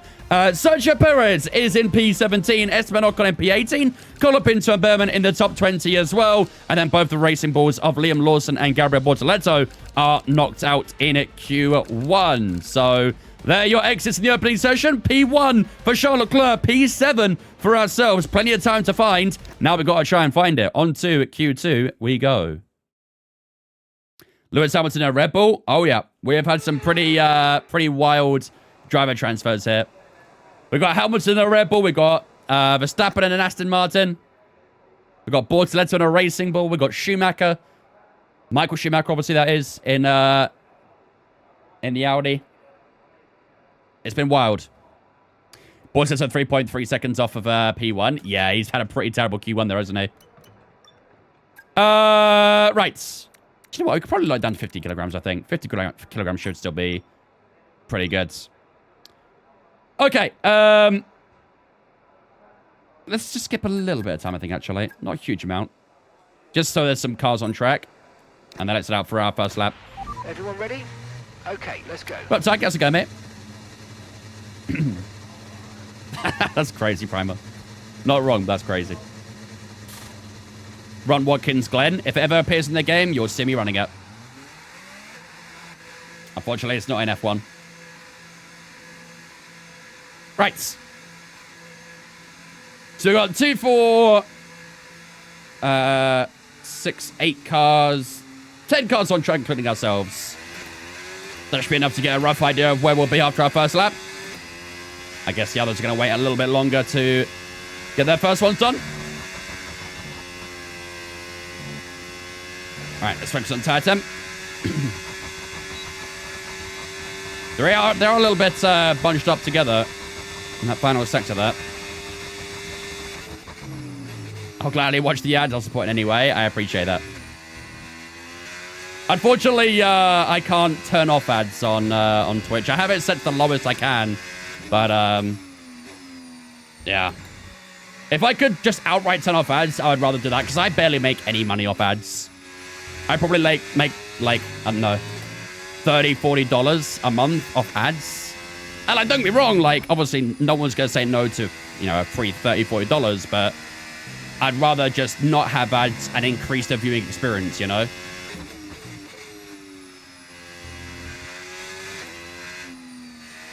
But unfortunately, that is not an option.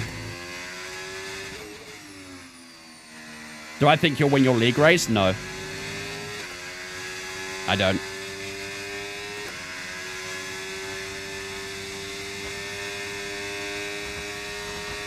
I think you'll finish P11.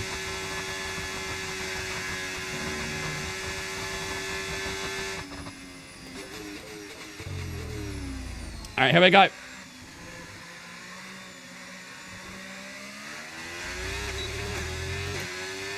First lap of Q2.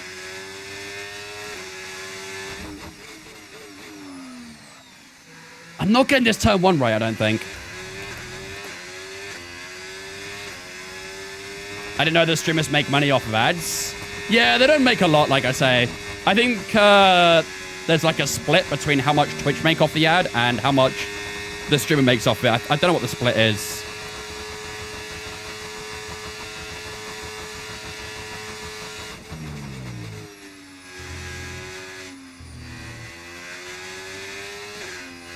.25 for Kimmy. That's biddable. What's the LMU event on Sunday? It was going to be the Creator Series, 2.4 hours of Sebring, but unfortunately, I'm not going to be able to partake in it, so... I was planning to, but I'm not going to be able to make it, unfortunately, so...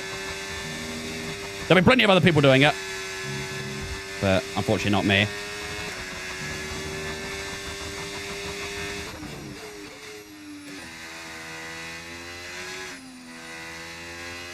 No, I'll be streaming tomorrow. Just a bit later.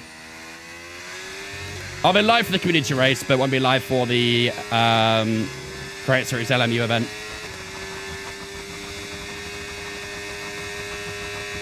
With the differential, do you recommend it being 100%? Typically, yeah. There's no real need to go lower than that. Alright, how's our first lap here? Still green in the middle sector.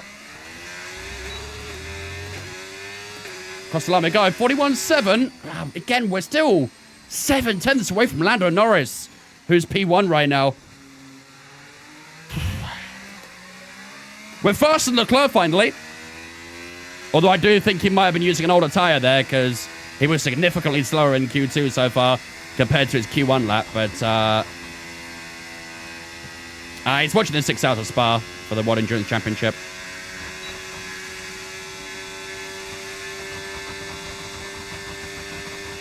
I think P3's all right so far, though, but I think there's still plenty of others on laps, so we'll have to just sit tight for a moment and see if we'll see someone go quicker. I'd imagine we will. We should drop down a little bit there, I think. Especially only being on a 41.7.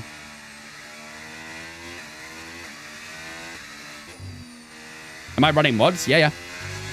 Pretty much everything you see is a mod. The liveries, the modded in drivers. They're all mods. I mean, other than like Verstappen going to Aston Martin and Hamilton to Red Bull, that stuff is just part of the game, being Season 2, doing its wild, silly season stuff. Piastri just logged himself into P3 there, so that drops down to P4. Vince himself as a mod. The entire stream is a damn mod. No one else went faster, though? Okay.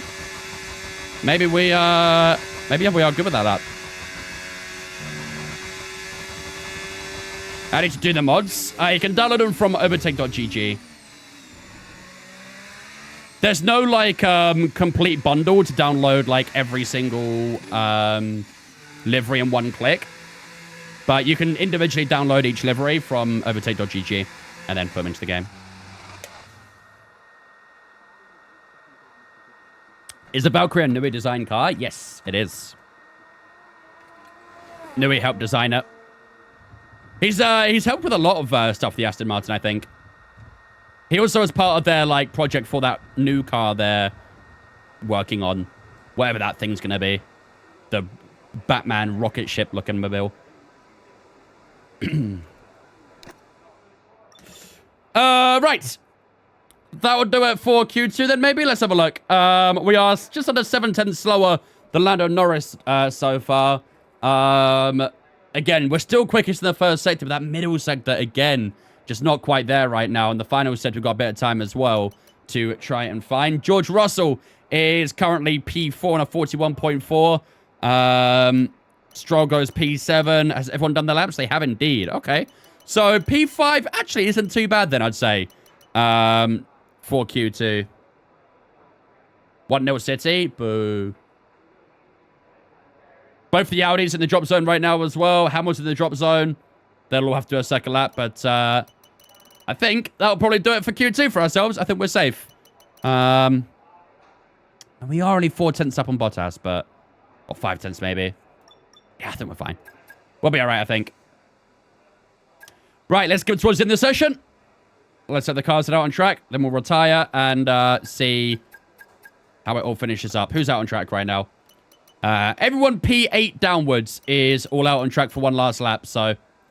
Let's see how they fare up. That'll do it for Q2. Are we through to Q3? We are indeed. We stay P5 at the end of Q2 there. Not bad at all. And Lando Norris still on top so far here in Belgium. Verstappen and Piastri in that top 3. The Ferraris, though, dropping down a little bit compared to Q1. P5 for ourselves. P6 for Charles Leclerc at the end of Q2. Leaving us in the second session then. Valtteri Bottas starts in P11. For the Belgian Grand Prix. Sainz in P12, Anthony P13, Hamilton P14. Both the Audis. Disaster for both those guys. Schumacher in P15 and Hulkenberg down in 16th place there. Not a good session for the Audis whatsoever. But P5 for ourselves. Let's see if we can try and progress a little further in at Q3. Here we go. Let's do this.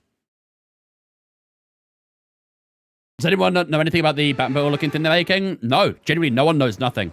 It's a big secret from Aston Martin.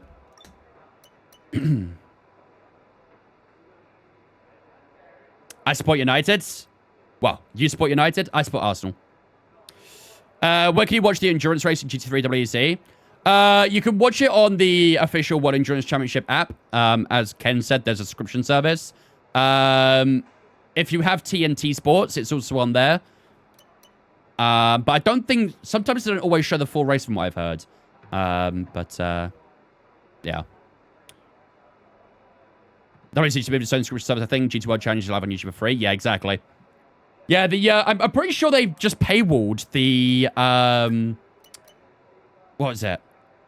I'm pretty sure World Endurance Championship just paywalled their live timing, too.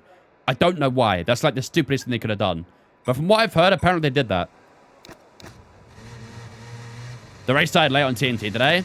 Yeah, I heard people saying that. I have HBO Max, and all of TNT Sports is on there, but I could watch it from the start. So I don't know if that was like an exclusive thing or something. I have no idea.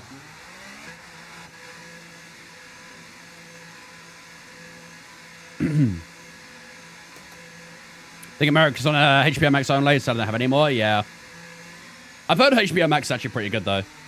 I've only just used it for... watching TNT Sports.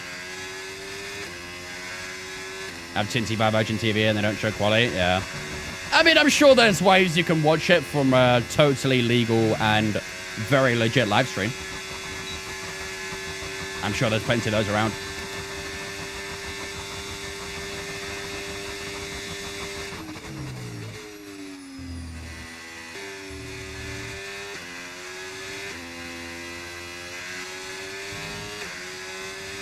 Yeah, exactly, Ken. And in the UK as well, we have Sky Sports, who basically have like exclusive rights to F1 as well. So you won't really see F1 outside of Sky Sports in the UK. I know some people like to get a VPN, then buy F1 TV, and anytime they want to watch a race, they'll VPN to another country and use F1 TV for that.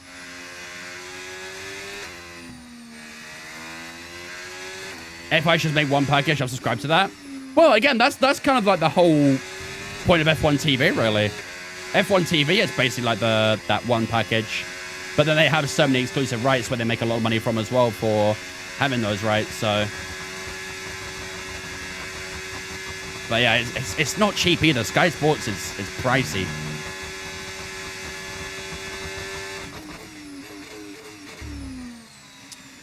All right, here we go. First lap of Q3.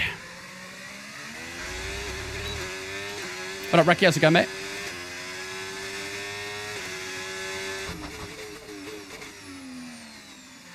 That was a good turn one. I like that turn one. Bit more of that, please.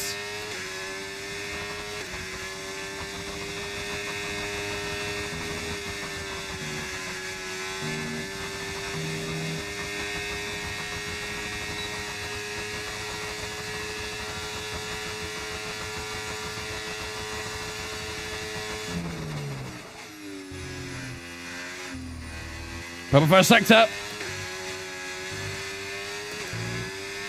This on a slightly older tyre so far as well.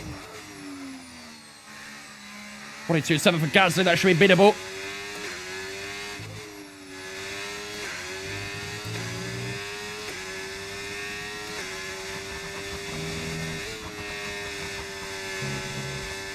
I'm trying so hard to keep in track limits right now. 41.2 for Russell.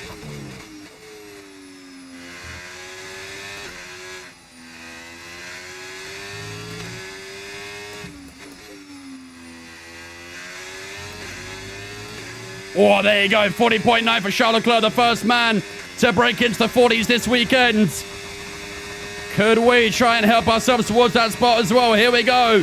Down towards the final few corners. Here in Belgium. Come on.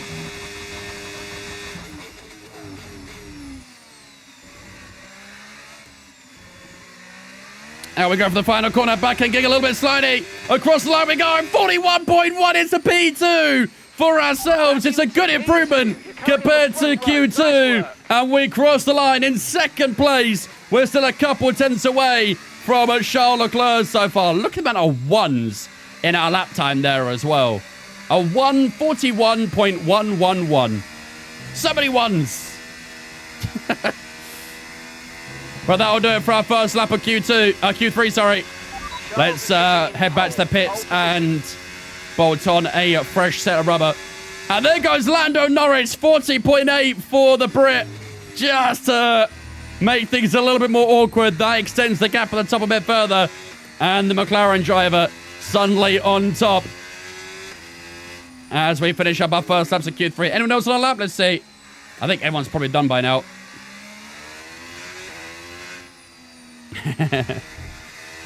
One could say that is quite a good joke.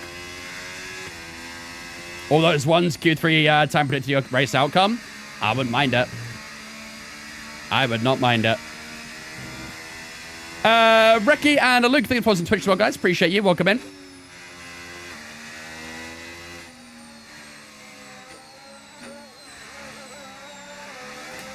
Should cinemas and theaters show racing on the big screen?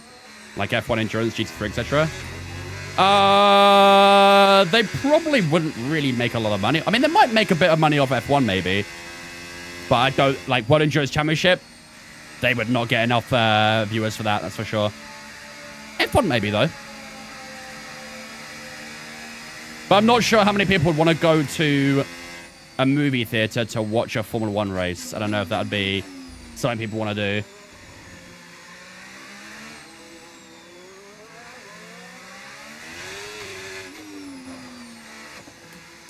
I posted a chat too, but I officially got my tickets to World Cup match this summer. US versus Australia. Nice, Tiger. Let's go, dudes. Should I ask about how much that cost, or best to keep that under wraps? That'll be sick, though, man. Enjoy.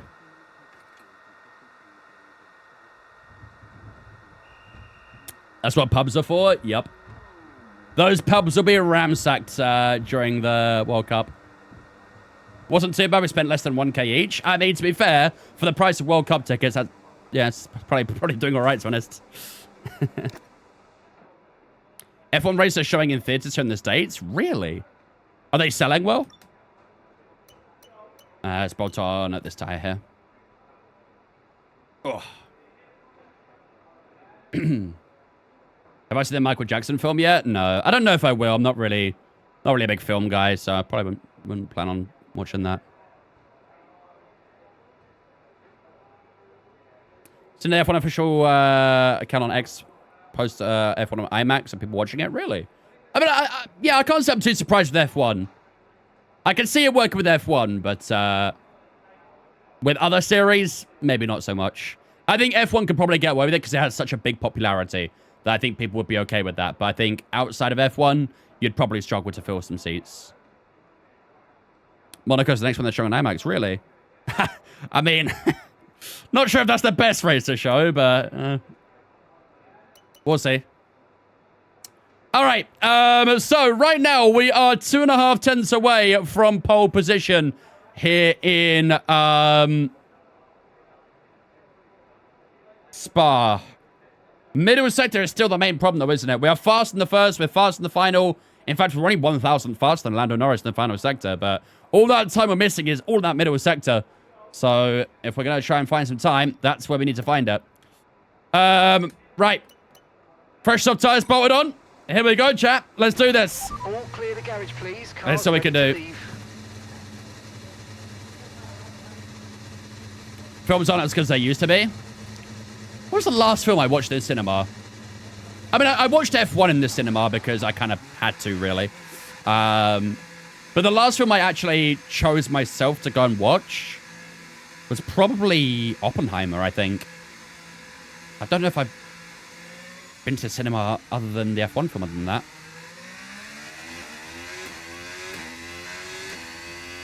Lance Stroll P5, what's he eating? Maybe he's eating Verstappen.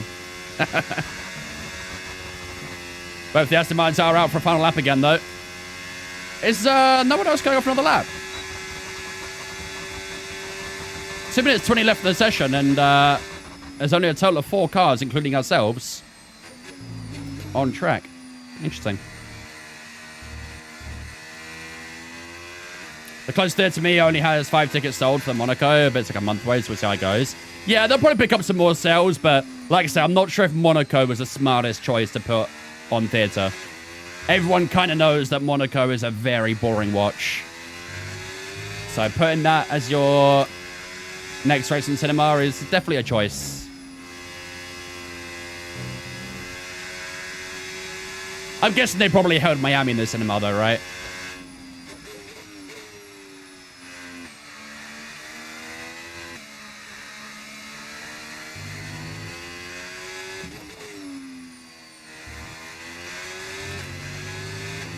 Yep, no one else is heading on track. All right, fair enough.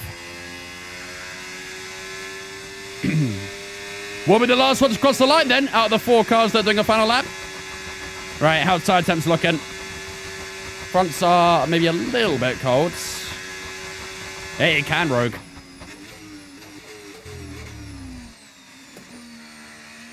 All right, here we go. And the final corner we go, and on to our final lap of Q3. Come on.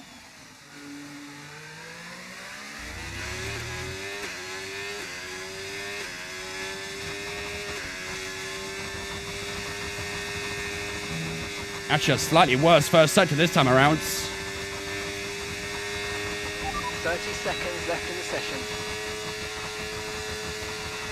Damn. Down the first sector.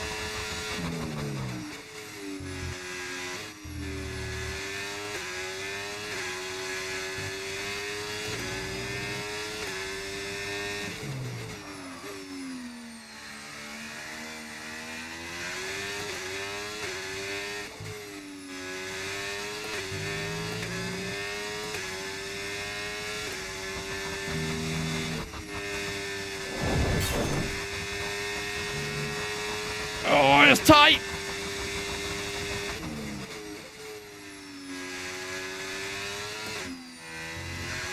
Oh, a bit of a slide on the inside curve there, but we have getting a bit of time in the middle sector. That's what we needed it. Is it going to be enough, though? We're about 2 tenths up as it stands, but we're very close on battery right now. This needs to be a stellar final few corners, but the battery is completely depleted. Oh, man. It's going to run away from me, isn't it?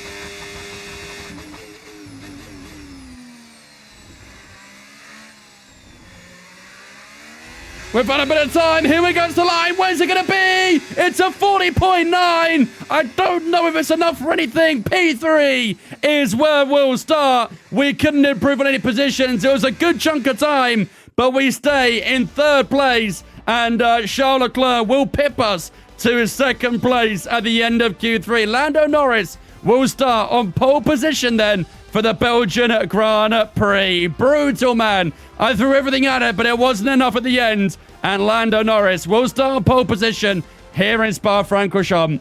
We'll line up alongside George Russell, then he's in P4. Lance Stroll and Verstappen, the 2 Aston Martins on the 3rd row. Stroll out qualifying Verstappen. Yikes. Piastri and Albon on the 4th row as well. Then Hadjar and Gasly on the 5th and final row on Q3 as well. But that will do it, ladies and gentlemen, for qualifying here in Belgium. Lando Norris will lead the line down towards turn 1. And don't forget, we are expecting a very wet Belgian Grand Prix as well. I'll show you guys the weather in a moment, but it's not pretty. It is not pretty. Poop coming in with a 41-month resub as well during that lap. You love to see. I think much Poop for the 41 as well, my dude. I appreciate that, man. Hope you're doing good. Appreciate the 41 months. 111 gap to Lando as a sign. Imagine strict track limits in Miami. Oh, I'd get a lot of penalties there. I think the worst for me would be Qatar. I always get a penalty in Qatar with my track limits. Miami, Monaco, Silverstone, Monza, and Coach, the 5 races they're showing in theaters, it looks like. Surprised they didn't pick Vegas, but 4 of those 5 is good. Monaco, yeah, not the best shout, I don't think. But so yeah, as you can see, ladies and gentlemen, we are expecting a pretty damp race here in Belgium. From start to finish, we are expecting heavy rain throughout the entirety of the Belgian Grand Prix. So this is going to be a pretty long race because the lap times obviously are significantly slower in the wet. But of course, anytime we do get something like a VSC or a safety car, it might maybe allow us to jump onto a new tire. But yeah, that's the forecast for today. Just a slight chance of rain? Yeah, just a small chance, you know. The 93%? Nah. You're saying there's 7% chance it might be dry? Fine by me. I'll ride those odds. But yeah, it's not pretty, that weather whatsoever. It's not pretty. So, while the race loads up, ladies and gentlemen, I'm going to go take a quick toilet break. If you guys grab a drink or a snack, now's your chance to do so. And then we'll regroup in a few moments' time, ready for 44 laps of a very damp Belgian Grand Prix in a few moments' time.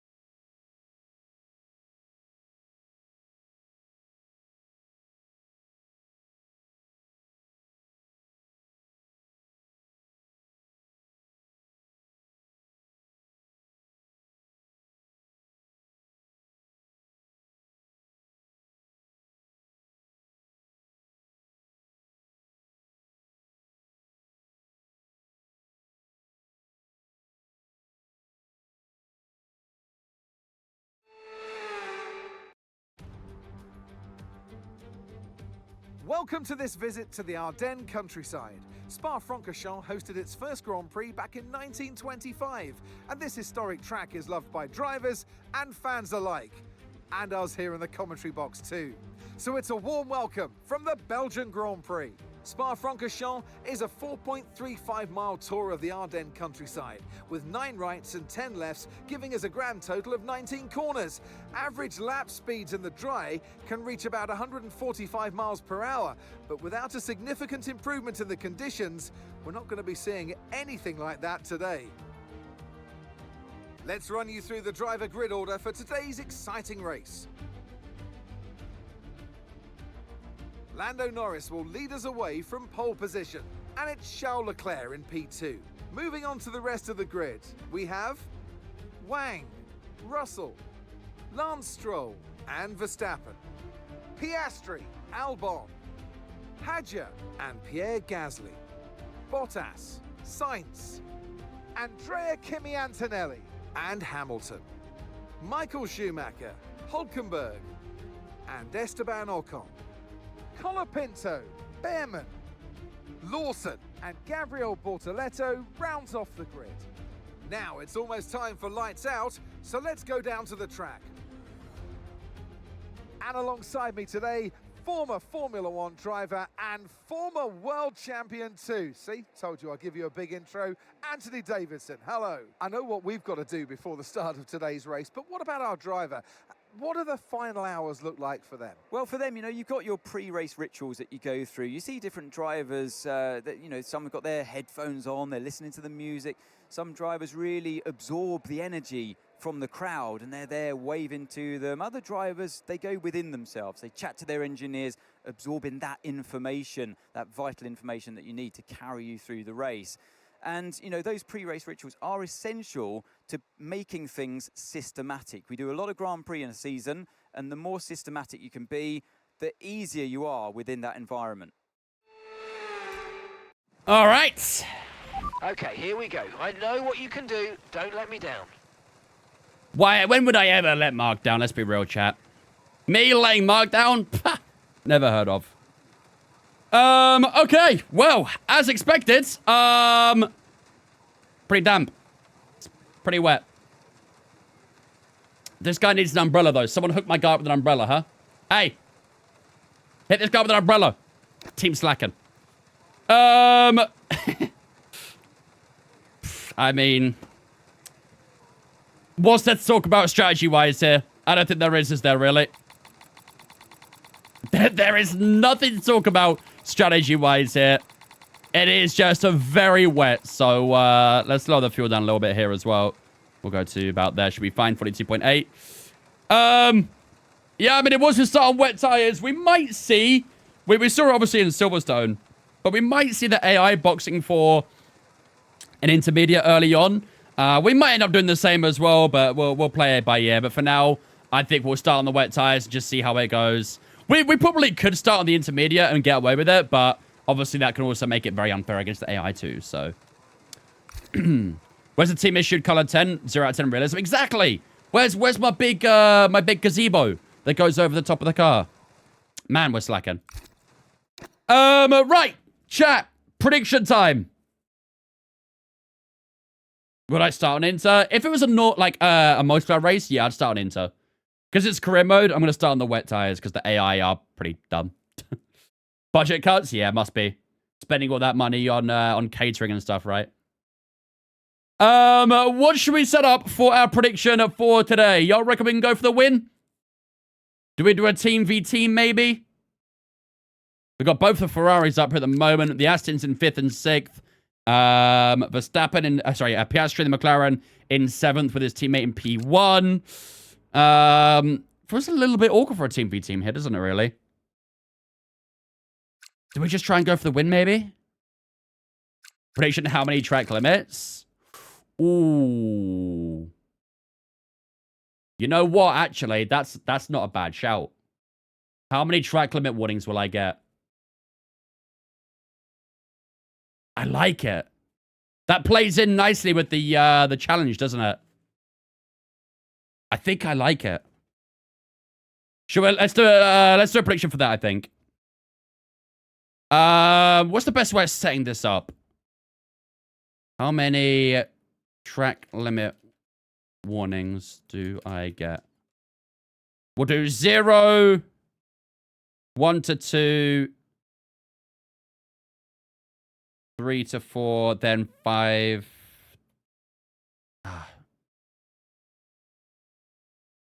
Let's do it like that, I think. So we got 0, 1 to 2, 3 to 4, 5 to 6, then 7 plus. Obviously, for every 3, it's a 3-second penalty. So we can still keep track of it fairly easy, I think.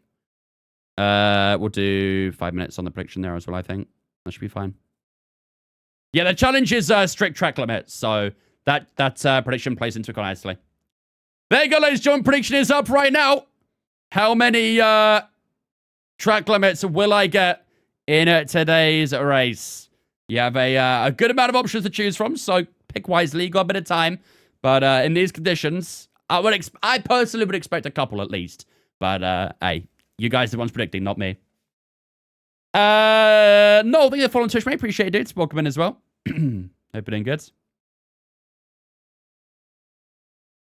Track limit penalty or no penalty? Just warnings. We'll do it in total of warnings. So don't worry about it being like 3 or 6 second penalties.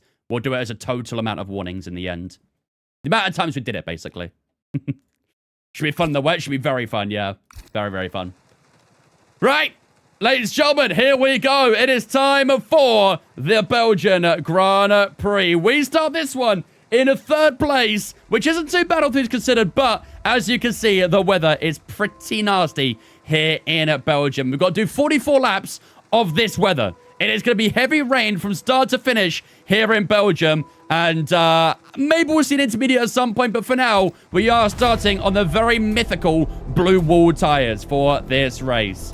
The prediction for today will be how many track limit warnings do we get in total. Don't worry about the penalties, just the amount of warnings themselves will we get. You have many choices to pick from, so make sure you get predictions up right now. Without further ado, ladies and gentlemen, it's time to get ourselves underway for 44 laps of racing action in a very wet Belgian GP.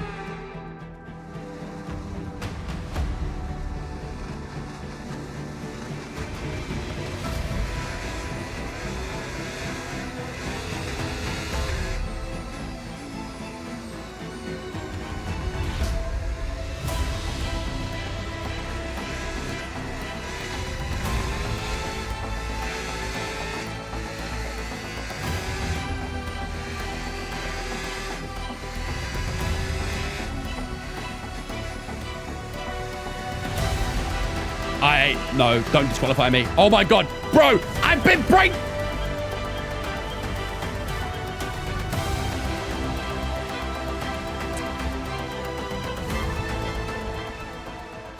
This is a little bit awkward, isn't it? Okay, so not an ideal parking spot, but let's try and get a good launch upon the race start. Okay, so that's the rest of the grid forming up now. Be patient and watch for those lights. That don't count for a track limit, by the way. That don't count for a track limit. Dude, okay, come on. Yo saw that. He straight up just brake checked me through a rouge. And now we gotta sit here and wait for everyone else to catch up to the grid as well. Man, come on. He just brake checked me going into a rouge. I'd reset the race first. That was AI fucking you over. Well, we'll let it slide for now. We'll just start on cold tires. We'll deal with the consequences. But, I mean, I just wasn't expecting him to break down at Eau Rouge there.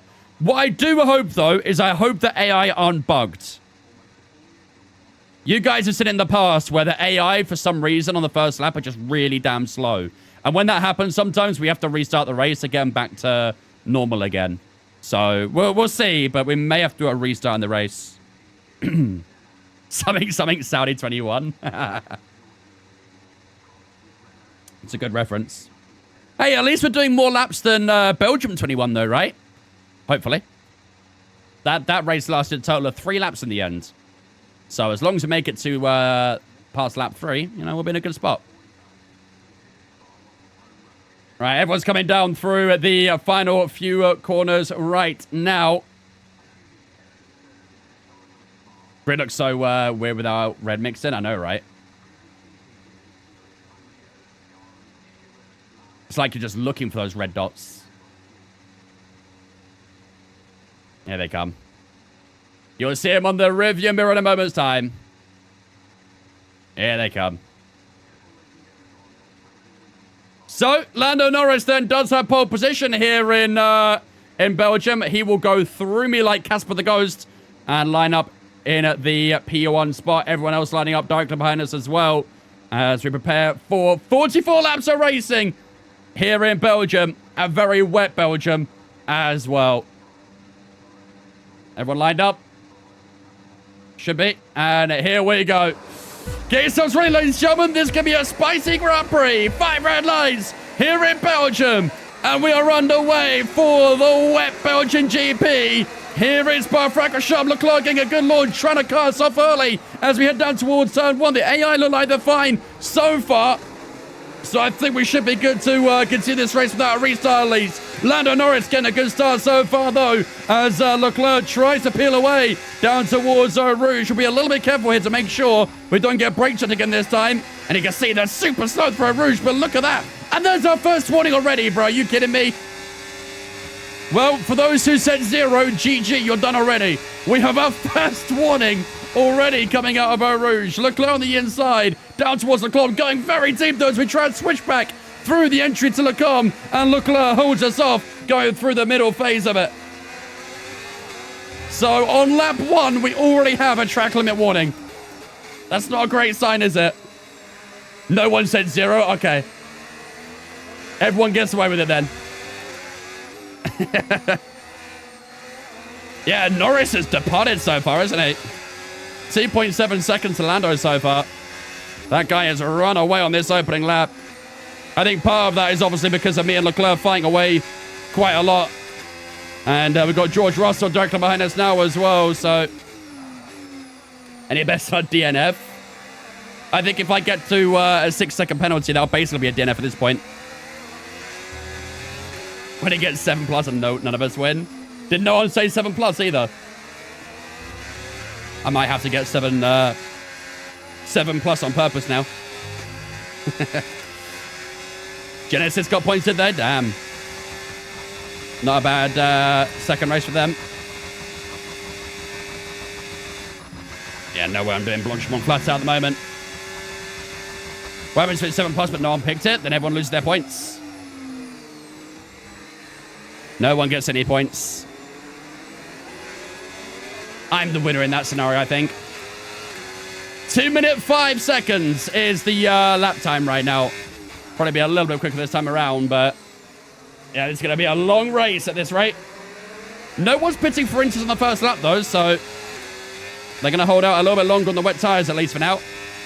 Obviously, when that happens, we will have to do one more lap because we'll be double stacking with Leclerc if we do decide to box.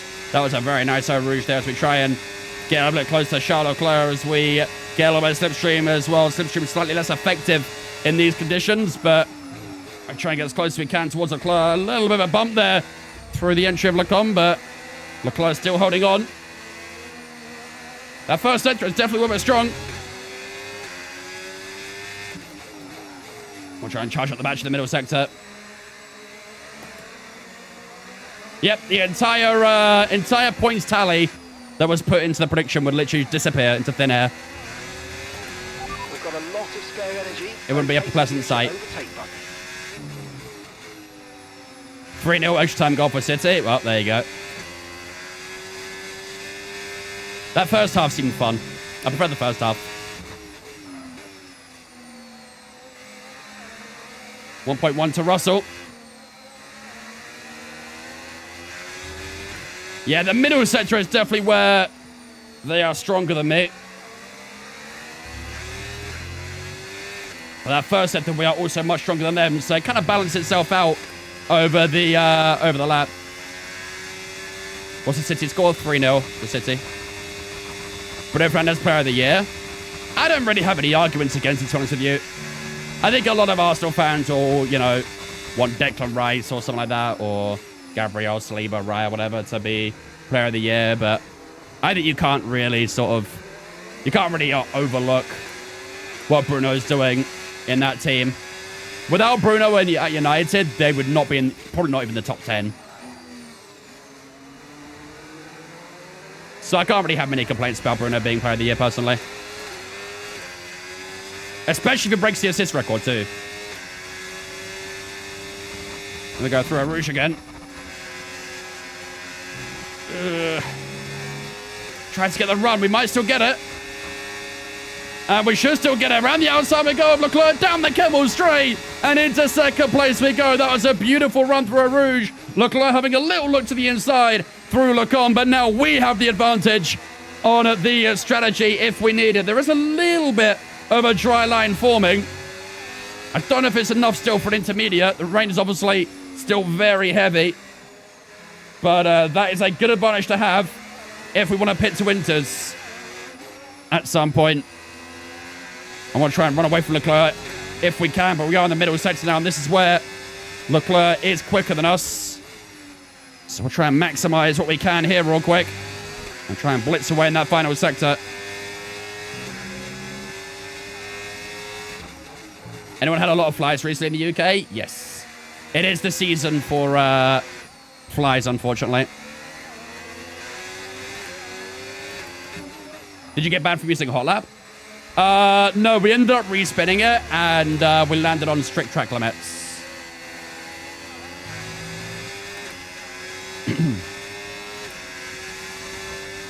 Come on.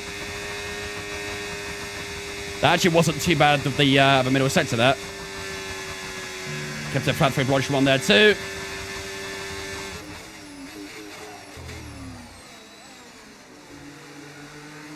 And hopefully in this first sector as well, we can just help ourselves away from Charles Leclerc and try and put some time back on Lando Norris. 2.3 was lap time there for Lando Norris, but look at that, 1.3 from ourselves. We were pushing quite hard that lap, so maybe this will be a little bit weaker, but we gained an entire second on Lando Norris on that previous lap. Through Rouge we go. Oh, Vince, what are you doing, man? That's a second track limit already. We're on lap 4 now. We've already got 2 track limit warnings. I might be cooked, you know, chat. I've still got 40 laps to go, and I cannot afford a single more track limit. The next one's a penalty. Okay, start actively conserving fuel, please, or we won't be finishing today. You need to be lifting off the throttle as you approach a corner. Let the drag slow you down. All right, Mark, I know. Start active braking. Okay, you can definitely see it's a dry line forming. We may not be a million miles away from Inters. Yeah, great to see Genesis get points. Awesome to see.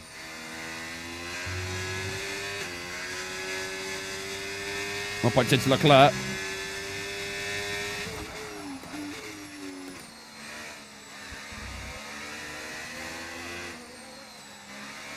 Come on. Yeah, you can see him getting close to the middle sector. This center is where we're just a little bit weak at the moment. 3 seconds to Lando now. The problem is I may have to sacrifice a little bit of pace just to make sure that I don't pick up that third limit.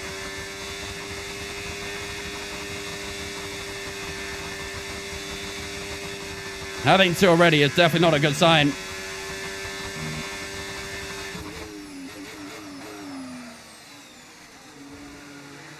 Come on. 2 already? Yep. We've just hit lap 5. Oh. Time for Inters? Might be. What do you reckon, chat? Time for Inters? The dry line is forming. We probably aren't too far away now from an intermediate. Follow Norris, you reckon? What I will say, though, is we have got to be a little bit careful of everyone cramming into the pits, because we can easily get held up in the pits from people boxing. Although saying that, a lot of people are in already, so maybe it'll be okay. But if we want to play it safe, might be worth boxing a lap later.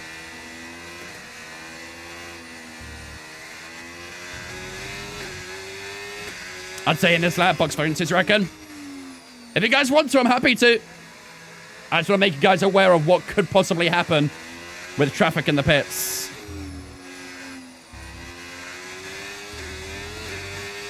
I'm probably going to up the front wing a little bit here as well, because got to try and reduce some of this understeer. Oh my god, look at that, for example. In some areas, it's really bad. Still a dry line, but planing is huge. Yeah, but I think it should be okay on an inter. I'll tell you what, actually, let's have a look at the tire temps. Oops. They're okay. A little bit on the high side for a wet tire. Oh, look at the wrist lining there. Let's see what Lando does.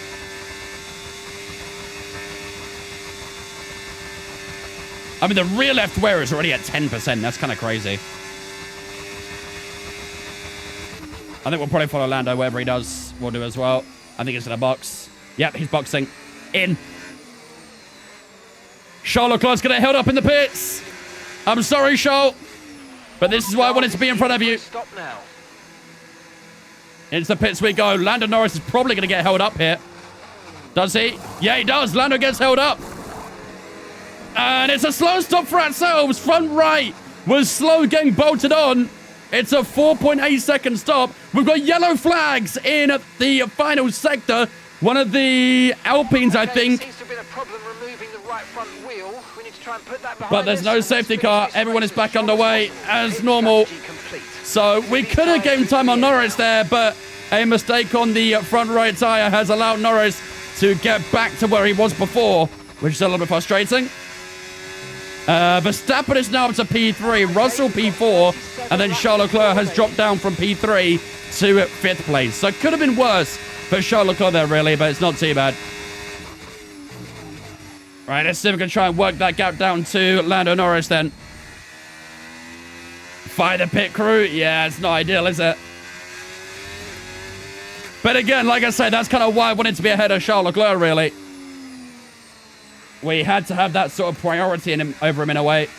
So getting past him was crucial for this race.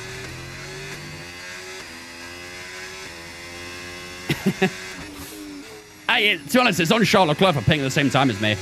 That's on him. He should have stayed out one lap longer.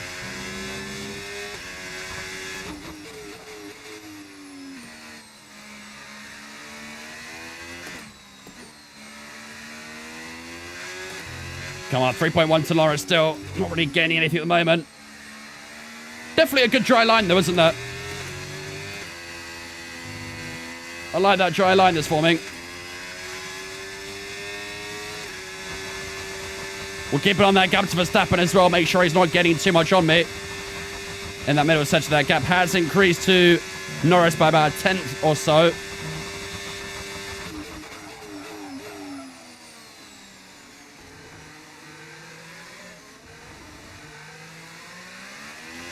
At the final corner we go.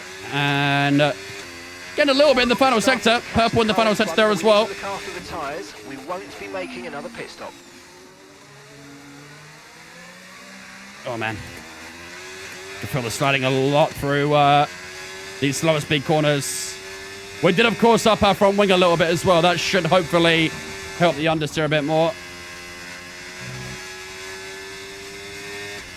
Didn't really carry as much speed as I wanted to for a Rouge there either.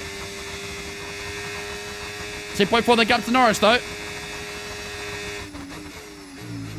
As I said earlier, the first and final sector is kind of where you'd expect us to be a bit quicker, and that is still proving. But in the middle sector, I would expect Norris to keep on opening up that gap.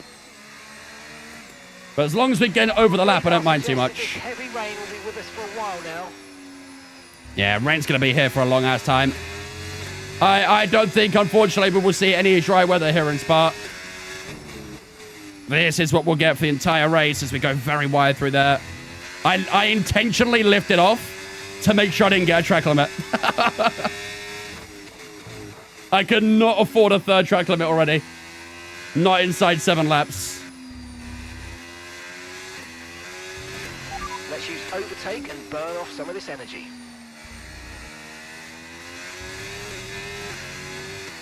Green middle. Yeah, I've lost a lot of time to land in the middle section that time. That's frustrating. Again, I don't mind losing a second if it meant I didn't get a 3-second penalty. That's a fair compromise, I'd say. Green the middle.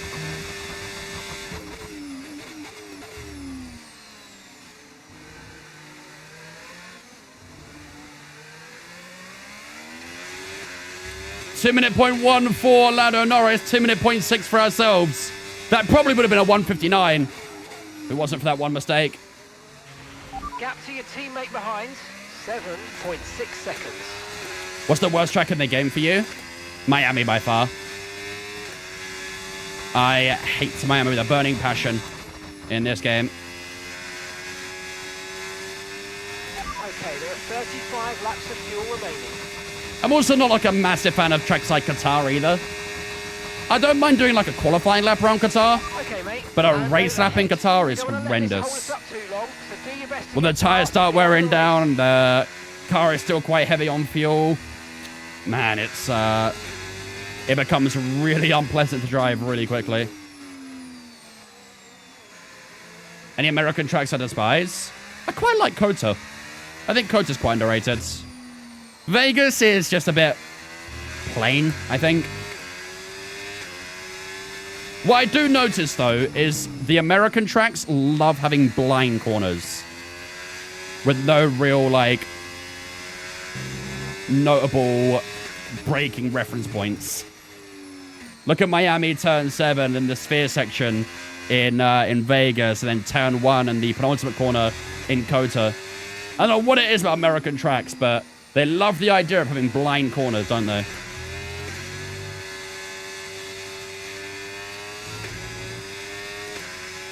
Guitar Set 3 is awful dirty air for me. Yeah, going through that triple right-hander in dirty air. Nah, bro. It's awful.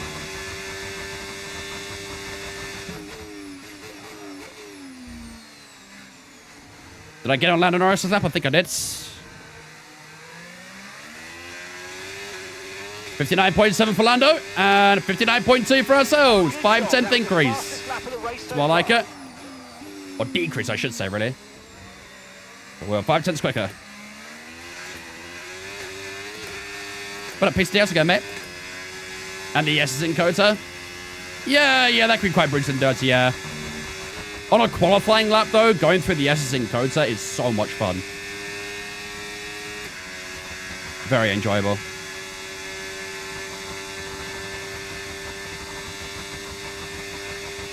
It really does, Ken. I see it. It's just such a, like, a weird track, isn't it, Miami? The worst part for me, well, to be honest, there's two parts that are the worst for me, is the blind turn 7, and then the really tight chicane in the late stage of the track. Horrendous. I hate them.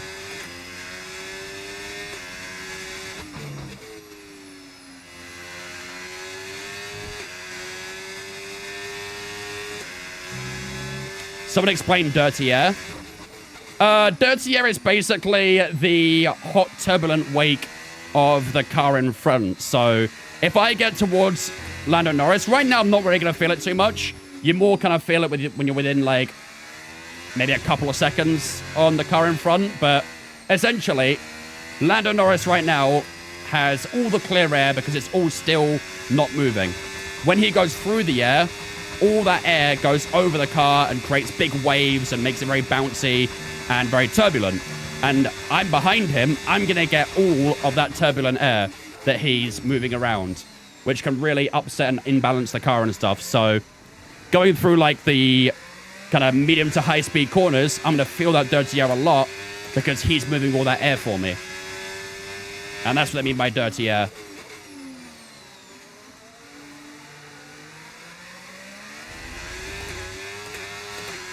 It's basically just turbulence. That's exactly what it is. It's just turbulent air. But in F1 we call it dirty air.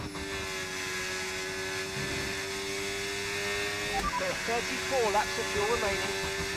Yeah, it's fun, nice elements, but they're just laid out very, very odd. Yeah. Nice upgrade. Congrats. Nice upgrade. What did I upgrade? Syndica come in. Lando's days are numbered. I mean, we should probably at some point get a VSC in this race. In the wet, we always get a VSC at some point when someone has a mechanical failure, so we're still yet to see a mechanical failure. Don't worry about the tyre condition for now. Everything's looking good. great way to explain it. I get a lot more. It probably is the easiest way to explain it. And no. Yo, I gotta relax on the track limits, man. That's the third time I've been off and got away with a warning. Or without a warning.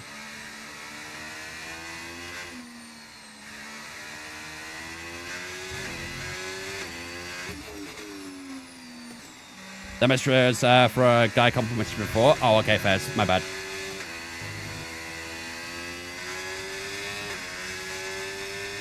Oh, it's jamming. Need a lot of practice using my new wheel, going from the belt and gear FFB to a DD. It's very different, isn't it? I think with belt driven, it feels like very soft, very smooth. Go from a DD, you really feel every single bump on a track. Does take a little bit of getting used to.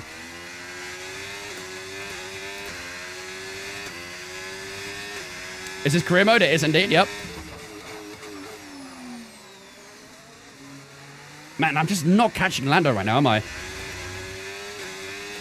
Anytime I get a little bit closer, I make a silly mistake and then lose a lot of time. The gaps are increasing quite consistently behind at least, which is great.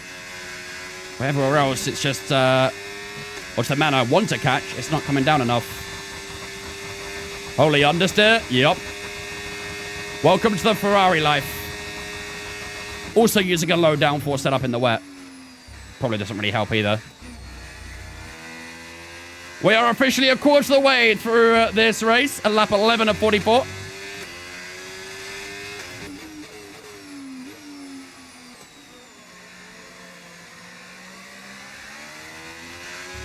What team is Max with in this career mode? He's at the Aston. He's currently riding P3. Struggling on Miami, so I switched to Canada for now, one of my stronger tracks. Canada's good track to learn for sure. The one thing I'd say about Canada, though, is it can feel quite low grip on the rear tires. Quite easy to spin up the rears at times. If you want, like, a fairly simple track to maybe learn, maybe start with, like, Monza or Austria. They're probably the two easiest tracks to learn in the game.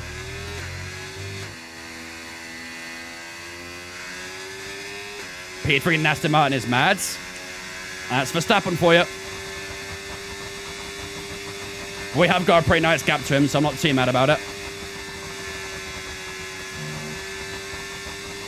Do you run most tracks 100% differential? Yeah. Pretty much every track. We might have our first mechanical failure coming through here. We've got a Haas going slow in the middle sector. Prepare for the race to be neutralized. We need to get to the end of the race on these 58.8. Ollie Behrman's out. And will there be a VSE? Okay, oh, it's a full safety car. Don't worry about the target now. Damn, okay. I wasn't expecting that. Safety car's been deployed. Watch your delta. Make sure you keep it positive. I was expecting a VSC, but not a full safety car. We've already passed where the safety car comes out, so we'll have to go around again. But, yeah, there you go. 32 laps of fuel left. First safety car of the day. That does help against Lando Norris, doesn't it? Because he was keeping us at a distance. The problem is it does allow everyone behind us to catch back up now as well. So that makes it a little bit more awkward there. But at least we get on Lando. Where's the Quacker or Duckelheim? Ooh, how can I forget? Where's my boy Duckelheim at? Slow down. Your delta's negative, which means you're going too fast. Reduce your pace. Duckelheim. New winter? I think we're fine for now. 6% of the rear tires. I think we're okay.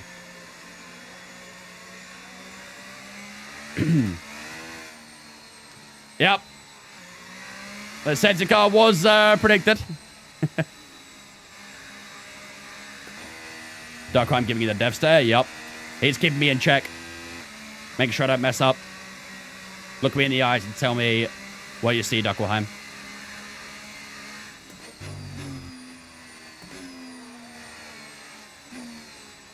I do hate deltas, though. My least favorite part of safety cars is the damn deltas. I'd be surprised if anyone pits here. I think everyone's going to stay out.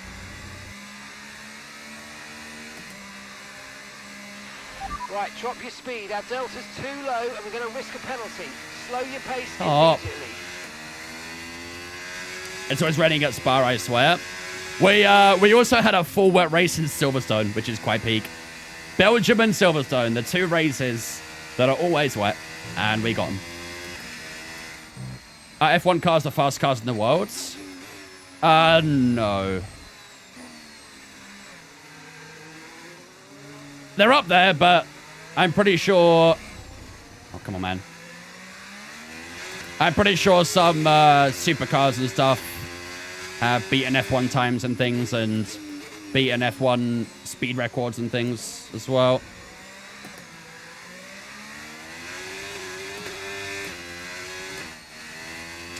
All right. We have caught the safety car.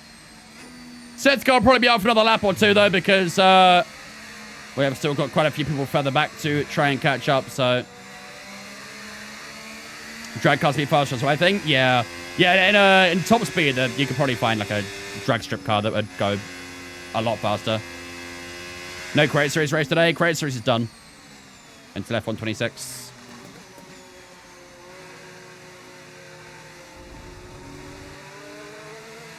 It's weird how people have strong and weak tracks. For me, I'm strong at Miami and weak at Canada. Yeah, I mean, I don't really know what my outright strongest track is, to be honest with you. I know my weakest, and that's definitely Miami. But my strongest track? I don't know. I'm usually quite strong at Zandvoort. Spain, I'm usually quite strong at typically as well.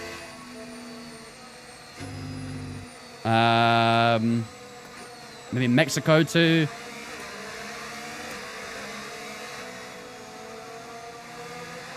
Imola, you're pretty good at? Yeah, Imola I'm decent at. But yeah, definitely the weakest for me is Miami. I am horrific around there. I still don't really, like, understand it fully, I don't think.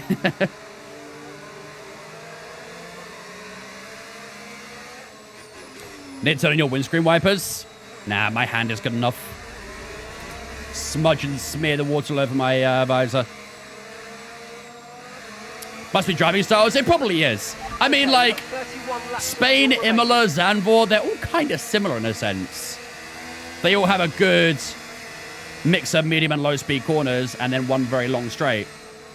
All 3 of those tracks are kind of similar in that sense. So maybe that makes sense to why I like all 3 of those, but... You prefer Imola to Monza? I agree, honestly. I do not rate Monza. Anyone who knows me knows that I am not a big fan of Monza. I think it's a very overrated track.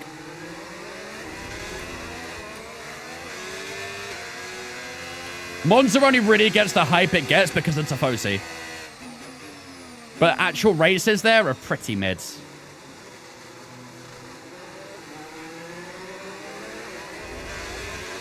Maybe with the current regulations that might be a bit better. I don't know.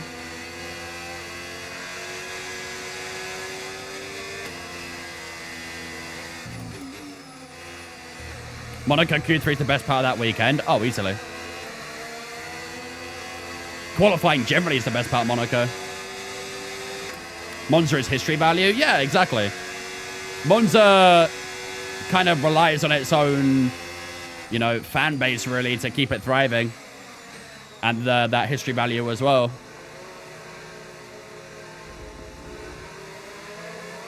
I mean, I'd probably even go as far as saying as, like, Mugello is better than Monza as well. I'm not really a big fan of Mugello either, but I probably would rather that than Monza. 6 days till Forza Horizon 6. Can I get the game free on Game Pass? Don't for the premium content early release separate. Nice. Yeah, I'm looking forward to playing Forza Horizon 6. But I'll have to wait until the base of the game releases rather than the premium edition. I'm playing Forza Horizon 6 4 days early. Did you buy the premium edition? Mugello is so much fun to drive. If you can drive it, that is. Yeah, it does look very fun to drive. I don't know if it'd be, like, great in modern day F1, but like I said, I'd still prefer it to Monza.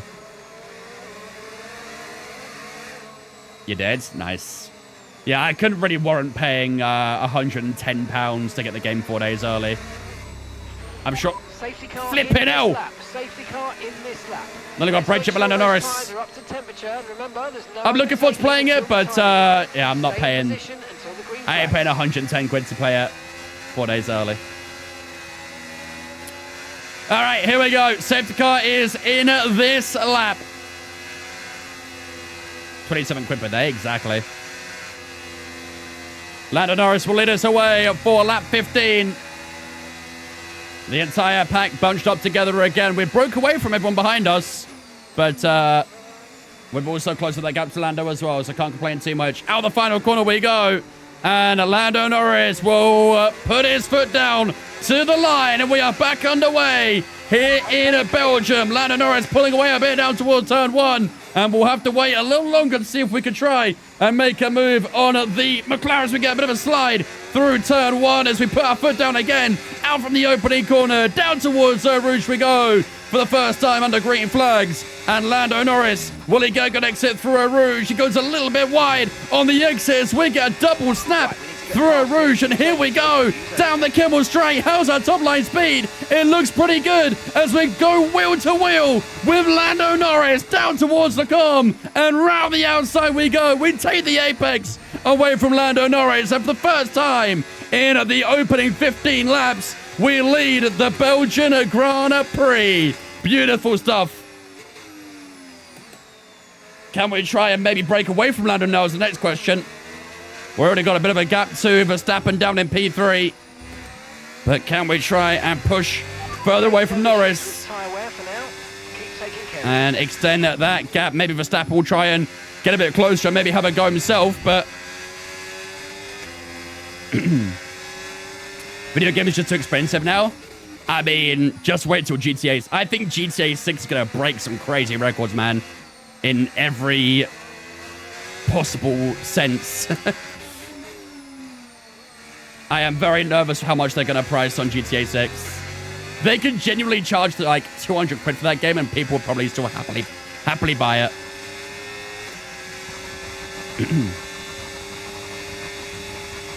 It's strong rain. When do you have to use wets? We already did. We were on wet tires for the opening 5 or 6 laps.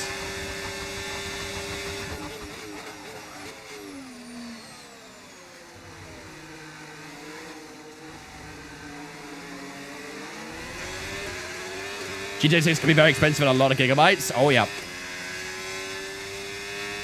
Yeah, it's going to be a big game. I genuinely think that game is going to be like, for the base edition, probably like 120, 130 quid. Which in US dollars is 160-ish, I think. I bought GTA 5 4 times before GTA 6 even gets released. Yeah, I think a lot of people have got different consoles who had to go through that annoyingly. I had GTA 6 on the Xbox One, and I also had it on PC. Did I get it on I think I might have bought it on PS5 as well. What was the challenge for today's race? We are on strict track limits for this race. I already have 2 track limit warnings, so 1 more and I get a 3-second penalty. So I gotta be very careful. You mean GTA 5? Yes, sorry. I bought a PS5 and did get GTA 5 with it as well.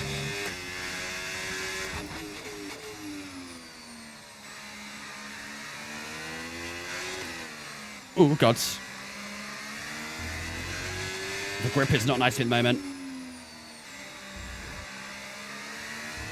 About time to pull away from Lando. Working on it.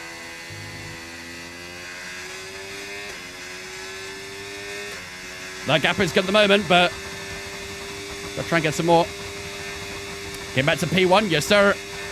We just made the move a lap ago to get ourselves into the leads. How long do inters last? Depends on the weather, really. This rain is very heavy right now, so it's going to help keep the tires at a good rate. They're at 9% so far. I would imagine the AI are going to stay out to the end, aren't they? You know what the AI is like. Weather, driving behind. Okay, heavy rain Shit. is staying with us for a while now. At least a No, I wanted. 20-minute window of heavy rain. Inters look like the best tyre for now. I don't think you're going to stop again. We'll see. Driving behind. Norris behind.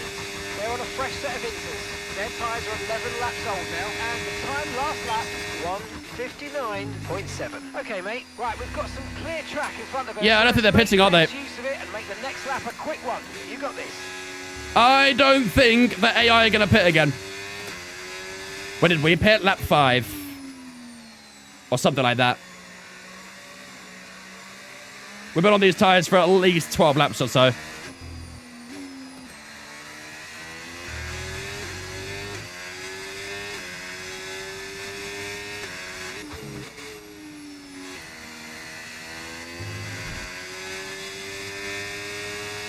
It's very low wire. Yeah, it is. I mean, the temps look okay at the moment, though, to be fair. As long as we keep the temps in check, we'll be fine. But if the tyres start overheating, then that's where the problems will start occurring.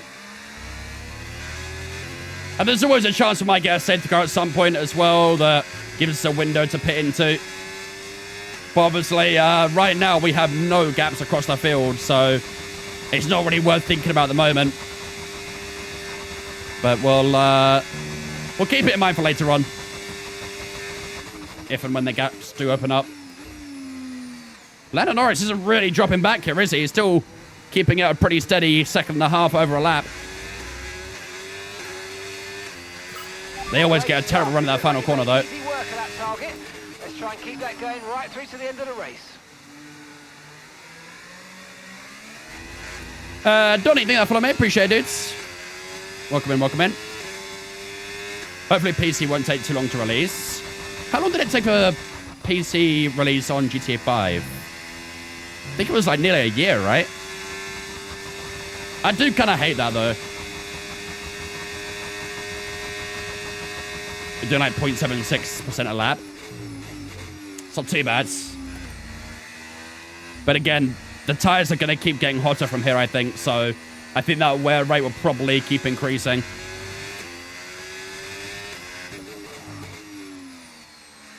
.9 to Norris in the first sector. But I think from here onwards, he'll probably start closing up that gap.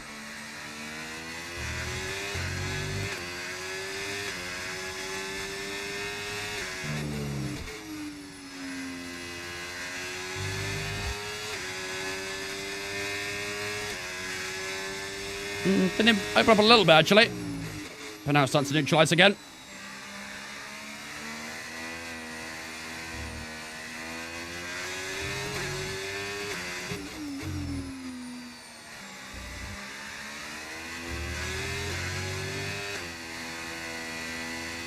It's like that sequence, isn't it? Use your overtake button. From the S's through the next couple of corners, that's where it gains a lot of its time. Outside of that, we open up the gap again.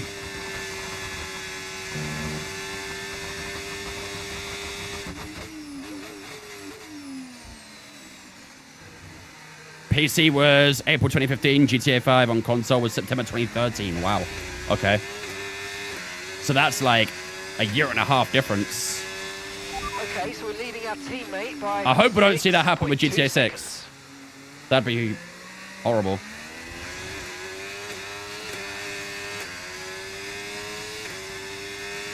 Hopefully it's a much shorter gap.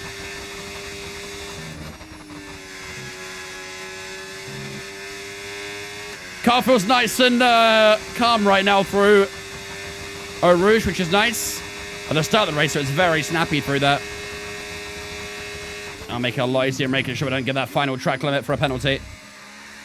We are 1 track limit away from a 3-second penalty, so we've really got to make sure we don't get that.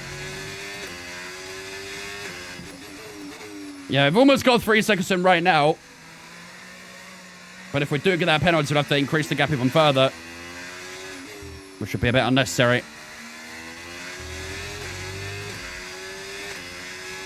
What console is this and what game? This is on PC, F1 25.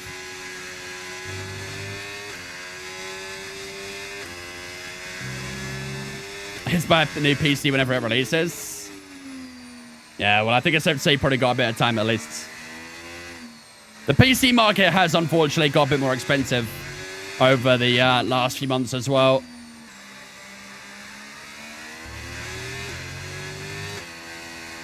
With things like RAM and that going stonks in pricing.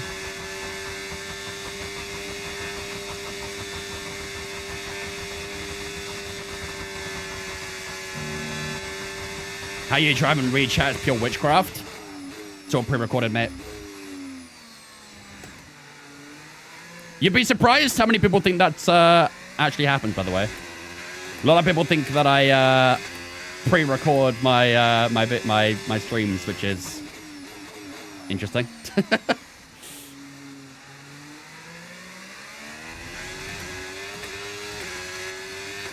We've got 3 seconds to Norris now.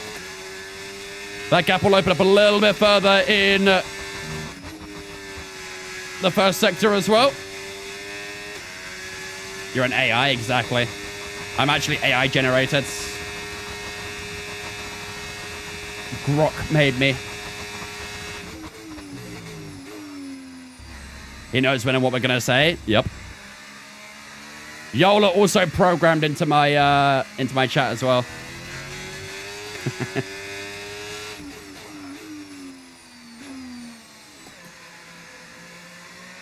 I am one with the AI in this game. My new PC came with a 1 terabyte storage, mounting a 2 terabyte SSD in it. Yeah, I need to actually get a new SSD unit in my rig as well. 1 terabyte just does not cut it these days. All it takes is like 3 or 4 big games and you've used up a good 80% of your storage. It's ridiculous. No tyre concerns. What lap are you going to hit tomorrow? On the driving.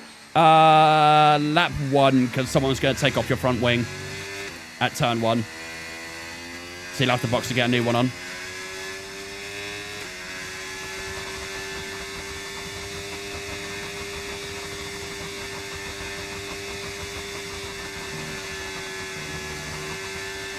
These conditions don't look like they're shifting. We're predicting at least 20 minutes of heavy rainfall. Yep. I'm coming to terms with it, Mark. Don't you worry about it.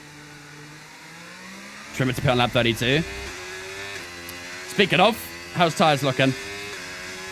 So the rear tyres are actually chilling right now. I thought they'd go up a little bit more in temperature, but they're actually staying at a fairly good level.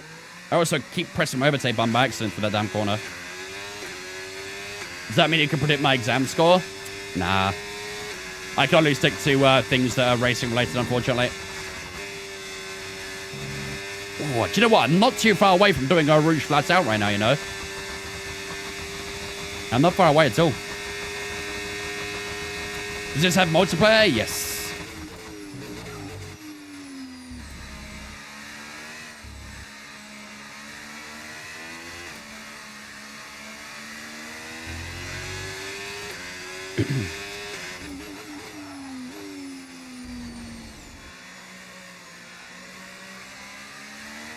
.1 the gap now. Starting to open up a lot more, aren't we? Just dipped into that gravel a little on the right-hand side, but no harm, no foul. Do you and have you played Forza? I currently don't play it, but I have played it in the past. And I will play Forza Horizon 6 when it comes out too. Again, I won't be playing the early access of that though. Just the base edition.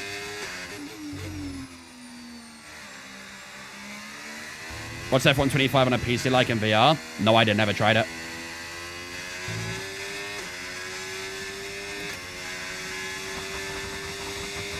We play 5 now after the middle sector. Again, as expected. Through that sequences where Norris is quite strong compared to us.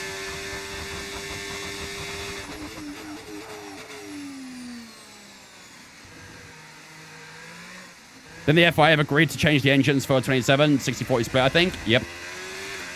Yeah, they've agreed to a, I think it's a 50 kilowatt increase in the ICE power. Gap to your teammate behind, 8. Is 50 or is it a bit more than that? Might be 100. I don't remember. I think it's 50.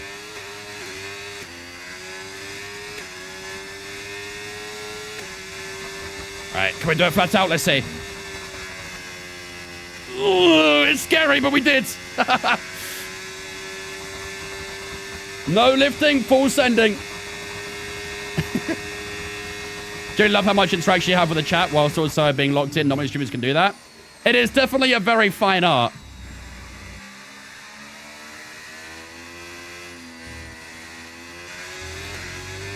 And it's definitely not easy to do, but I've been doing it for a while now, so I've kind of learned the trick of the trade for it.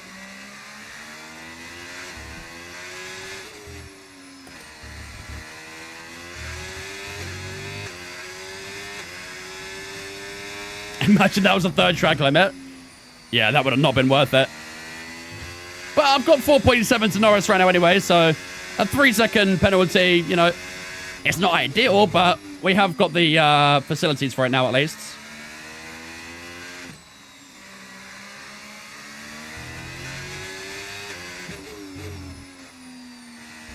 Halfway through the race now, lap 22 of 44.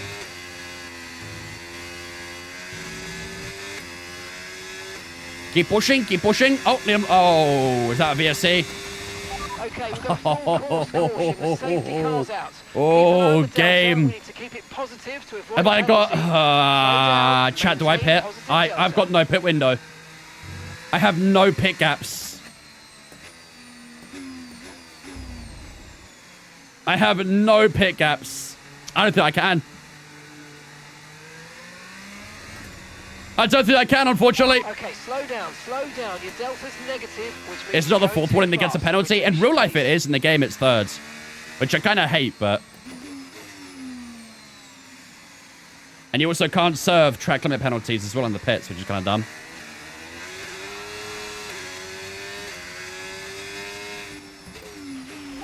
I'm looking for car insurance in the month, beginning next. Yeah, I need to sort my car insurance out as well. Mine is expiring soon. Well, I shouldn't say expiring. I should say auto-renewing at a increased rate for no reason.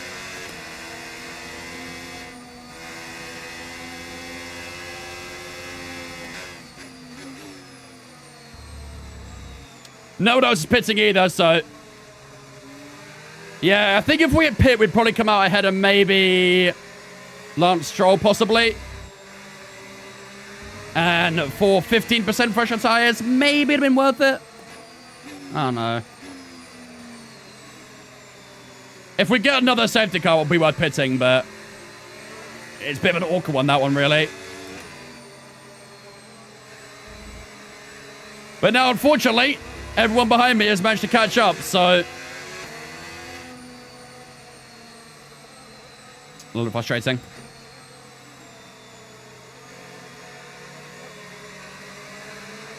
You need some flicking to bounce that tire wear. I generally might have to. I hate the flicking technique, but to even out that tire wear, I generally might have to at this rate. When will Creator Series be back? When F126 releases. That third warning more scary now? Yep. We had a bit of a gap and some freedom, and we have very quickly lost it. Am I doing the LMD thing tomorrow, though? I was going to, but unfortunately I'm not able to. We'll still do our community race. We'll be live at around 6:30 UK time tomorrow. So we'll do the community race as normal, but unfortunately won't be doing the Creator Series LMU race. I went to grab food. What happened? Liam Lawson has retired from the race. And it's brought out a safety car.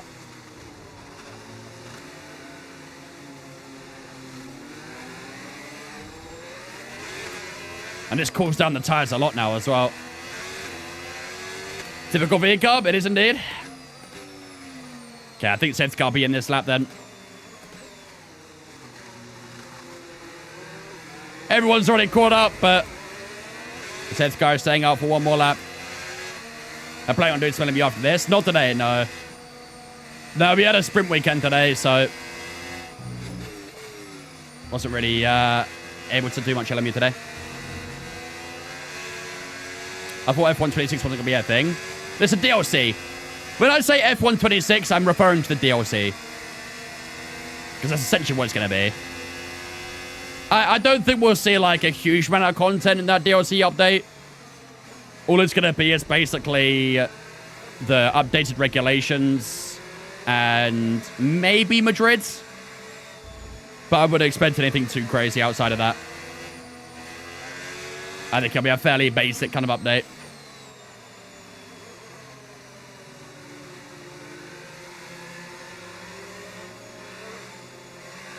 But hopefully the cars are fun to drive. That's the most important thing. 20 laps to go. We're back on the way for green flags on lap 25. And hopefully we can try and pull away against Lando Norris. They did a pretty good job once we got past from the previous restart. As I said, Jade, I'm not doing CS tomorrow. So community race will start at normal time, around 6:30 UK time. How much will the DLC be? That I have no idea. I wouldn't imagine they'll charge a full game price for it. Safety car is in this lap. Safety car in this I can't. lap. Oh, there we go. We'll be controlling the pace of the restart. Keep it steady until the safety car's reached. I would probably expect the DLC to be like maybe 30 quid, something like that. But yeah, it's no one knows anything right now. It's all very kept under the hood. All right, here we go. Safety car is in this lap. We're back underway for lap 25 of 44. Safety car's in the pit lane now. We can launch at whatever point we want. I think I'll try and take him maybe after the final corner. Just try and get that little bit of last tire temp in. There we go. Out the final corner we go. How's the launch? It's not too bad. That is a beautiful launch. We're already 9/10 up on Lando Norris heading into turn 1. That was a perfect restart from ourselves as we get a little bit slidey out through turn 1. But we do keep our gap intact for the time being. Might be a little bit careful though, Rouge, this time. The tires just are a bit cooler at the moment. But we do survive on the first outing through there. Good stuff. Lovely launch. 1.2 the gap already. That is a beautiful restart for ourselves. Let's keep that going. Let's keep working that gap. Yeah, I was going to take part in it, but I feel like it's also... I feel like right now I cannot miss an Arsenal game. With where we're at in the season, it's not right for me to miss an Arsenal game. I've got to watch it.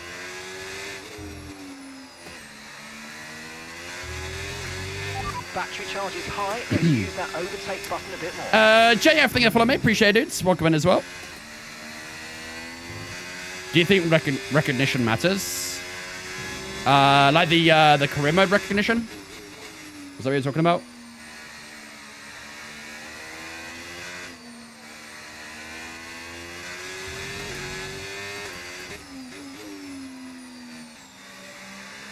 Need to avoid Stratford tomorrow, I forgot. Yep. Yeah, Stratford is going to be heaving.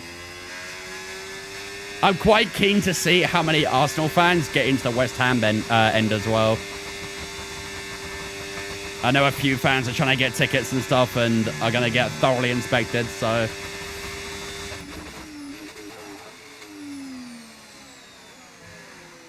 Reset a contract in the F125 driver career.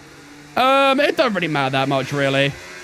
The only thing that recognition really helps with is kind of like helping upgrades a little bit in a sense, but yeah, honestly, recognition, I wouldn't worry about it, really.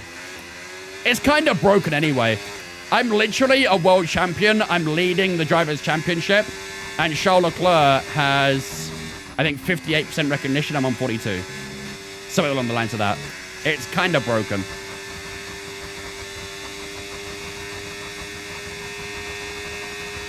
Two seconds to Lando on lap 26. Purple first sector. Wow, okay.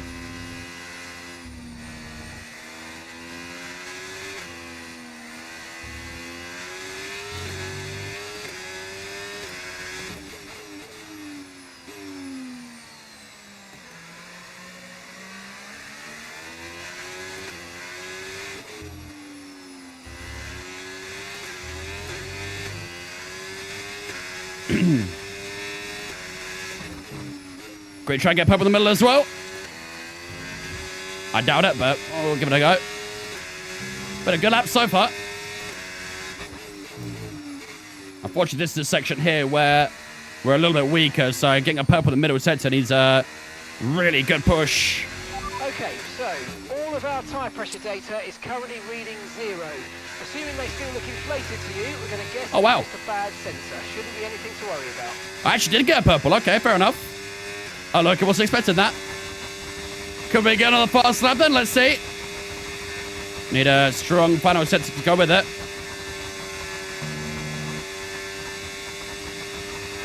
Yeah, the bad tyre sensors that basically do nothing other than cause you grief and inconvenience. Now we'll go for the final corner and to the line. Is that going to be a purple lap? You bet it is. 57.5. That is a new fast lap of the race.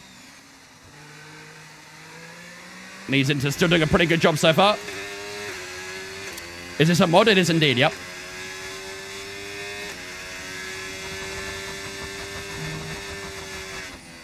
Oh, Jesus Christ. Okay, it is definitely not time to... It's definitely still not quite right to flat out throw Rouge yet. I did it once and even that was scary. Truthfully, it probably should never be time for a flat out Rouge in these conditions. Box for hards. Probably not far away. Maybe we'll bonus super soft.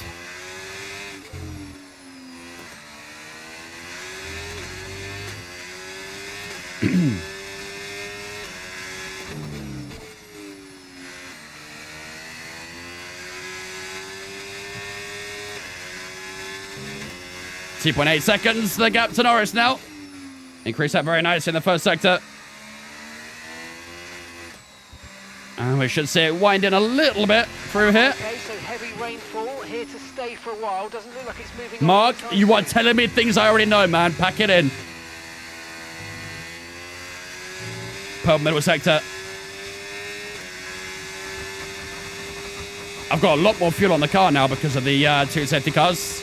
I started a lap and a half down nearly, and now I'm 1.3 up.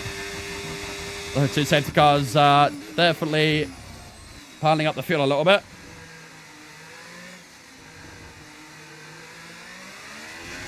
And the final corner we go. New fast lap again? Nah, not quite. 57.7 that time, 2 tenths slower.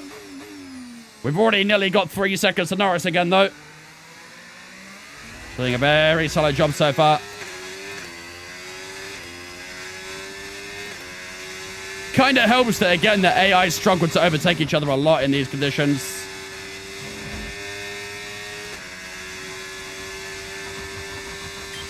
Okay, mate, Norris is behind you. It is critical for our race that we keep them behind, please. I have until lap 36 to try and keep Norris behind me. I think we'll be okay. Unless I fuck it. As long as I don't put in the barrier, we'll be fine. Although, as I say that, I think Leclerc and Russell are fighting for P4. I was just saying that AI aren't fighting each other too much, and there's a little bit of beef going on down there. Russell holds it, though. What's the best way to learn racing lines and proper braking techniques? Well, turning off ABS is going to help you a lot in the long run. But you need to learn how to trail brake. Trail braking is a very important technique. I'll do a bit of research on it if you want to understand what it is and how to best fit it into your racing style and your driving style. But yeah, trail braking is super, super important. And then learning racing lines and stuff, that is something that just comes down to a lot of time and patience and dedication, really. But the best way of learning racing line off is simply just to turn it off and just do it. It'll be very difficult. It'll be very annoying at first trying to learn it. But eventually you'll start getting the hang of it. You'll start breaking out of the typical bad habits to having racing line on gives you. And then you'll be good to go. Whether AI only fight if you can actually see them sometimes. I feel like the AI will fight if they're in front of me. It's like the guy in front. If I'm in like a 3-car train and I'm at the back of that 3-car train as well, if I try and go for an overtake on the guy in second, he starts pushing more to defend me and then starts sucking the guy in front because of that. He would not have done that if I wasn't in that little train. It's very annoying. Like, why can't you do that all the time, man?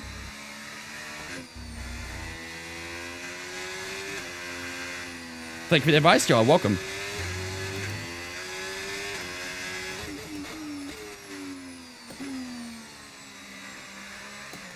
Purple first sector again.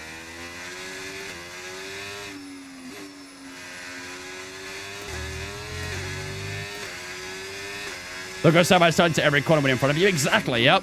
And then you're just stuck sitting there waiting for a gap to open up for yourself. Oh, that was quite close track limit there, I think. We're still sitting on 2 track limits right now. Both those track limits we got in the first 7 laps, I think it was. So we've gone 22 laps so far without picking up another one. We have gone off a few times since then, but I've made sure to lift off to make sure we don't get that penalty.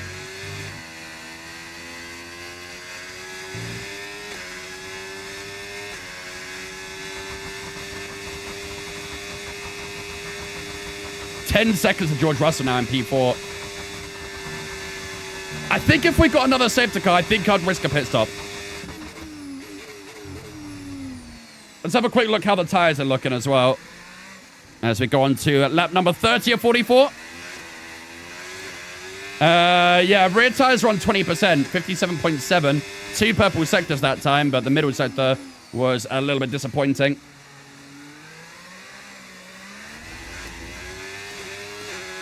Yeah, tire temps are still holding on quite nicely.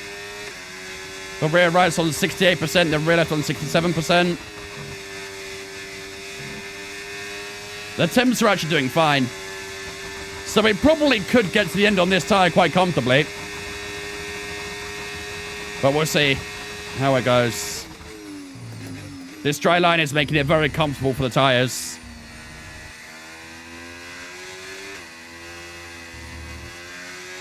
No need to worry about the tyre condition for now. Everything's looking good. Thank you, Mark. Nice if I just checked that myself. Green first sector this time around. We still have that objective to make sure we stay ahead of Lando Norris, but we've still got 6 laps to see that through.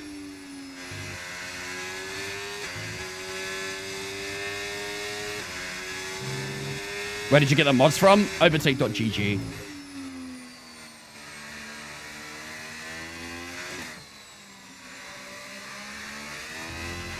We've got a lot of spare energy. Okay to use your overtake button. Yellow in the middle sector as well.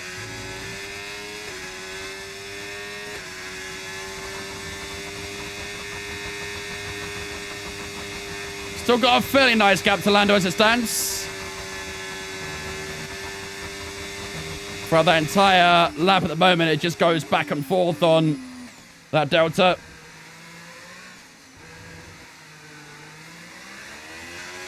I can get a little bit sketchy again there. 57.6, that was slightly faster than the last two laps. Not quite enough for a personal best, though. Let's have a look what lap times Lando Norris is doing so we get a rough idea on what our pace needs to be. Also, Leclerc has finally passed George Russell. Took him a little bit of time. But our teammate into P4. Driving behind.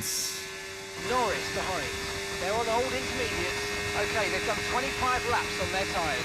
Time last lap, 1 minute, 58.1. 58.1. Okay, so we were 5/10 quicker that last lap. Beautiful. I like that.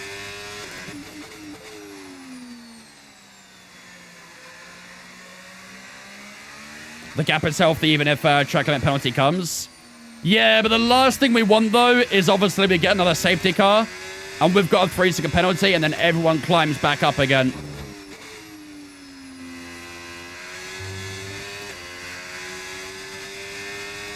That's the one downside right now, so definitely still best to try and avoid that track limit, ideally. Easier said than done, though. You don't use the racing line? Nope.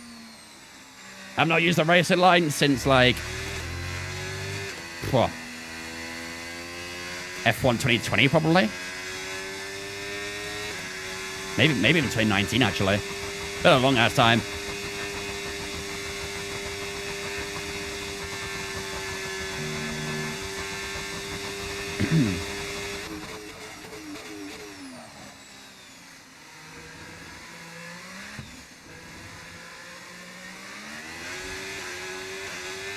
There we go, cross line again.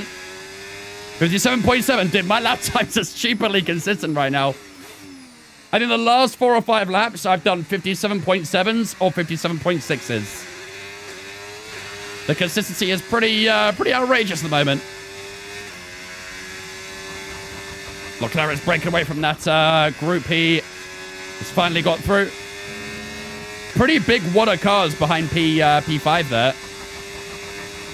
A good 8 cars maybe in that group. The George Russell train, you could say.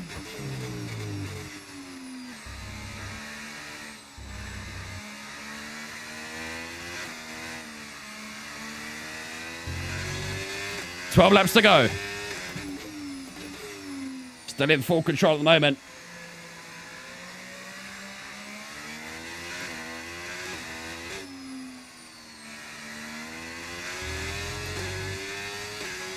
Got so much fuel on board, man. 1.5 over. Those 2 safety cars did not help that. If we get one more safety car, we'll go close to 3 laps. Could we see a Ferrari win this year?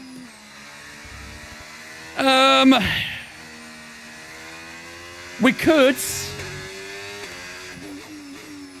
And no, I just feel like the Mercedes right now generally is a little bit too strong for them. And even now, I would argue McLaren probably have a stronger race car than Ferrari do. To me, it always felt like the McLaren actually had a pretty quick car this season. It's just reliability at the start was diabolical. They really struggled to really understand the regulations at the start. But it seemed like they actually had built a pretty quick car. It just wasn't very reliable. But now they've kind of figured that out. They do have a quick car. So right now, I'd probably put McLaren as the second best car for Mercedes.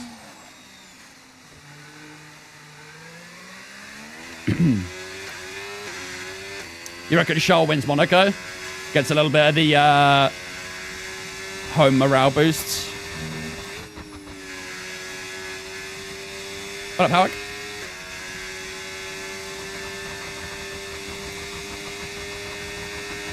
Russell win the World Championship, you reckon? I said that as well. On my season predictions, I said Russell would win the WDC, and I actually put Antonelli 5th. And we are now, what's it, 5 races into the season? And it's looking very wrong. Obviously, yeah, still got a long way to go. Anything can happen. But, yeah, those predictions are looking pretty bleak.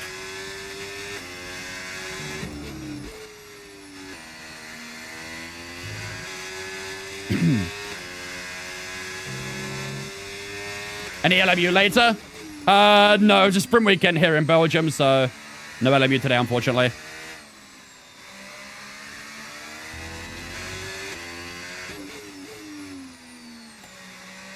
Verstappen comeback, stay tuned. Yo, if Verstappen somehow brings it back this season, like at what point is he classed as the GOAT? At what point? Did think we were racing late? Yeah. Typical sprint weekend shenanigans. Doesn't help as well this bit. We've got an entire full wet racer in Belgium as well. From start to finish.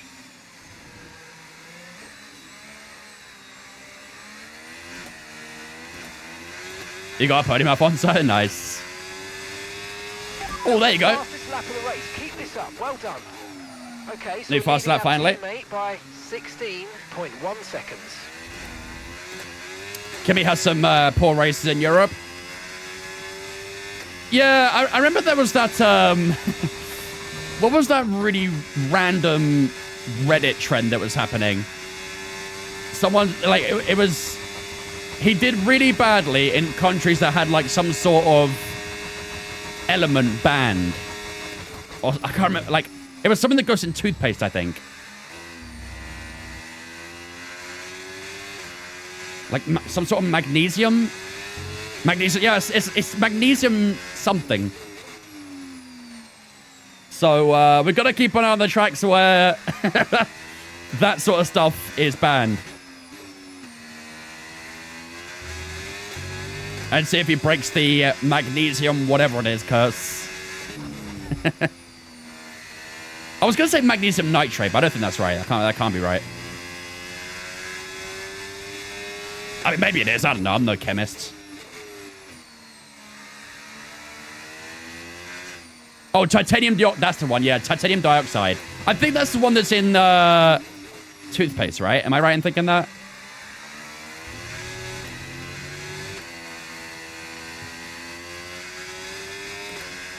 Am I going to pit? I don't think so. Our tires are on 25%, but we've got 10 laps to go. So I think at the moment we're just going to try and hold out. That's a fun theory for a while, yeah. Well, that's what I'm saying, like, we got to keep an eye out on the countries that still have that band and when Kimi goes racing there, and we'll really see if he broke that curse. The titanium dioxide curse. We're just getting faster and faster. I think I've got to talk about titanium dioxide more. At 52.4 there. I am starting to spin up the rear tires a little bit, though. That's what makes toothpaste super white? Yeah. Yeah, I thought it was something along the lines of that. Dating, thank you for mate. Appreciate it. Welcome in as well. Chewing gum, white icing, pastry, coffee creamers. Yeah. Sounds like some sort of whitener.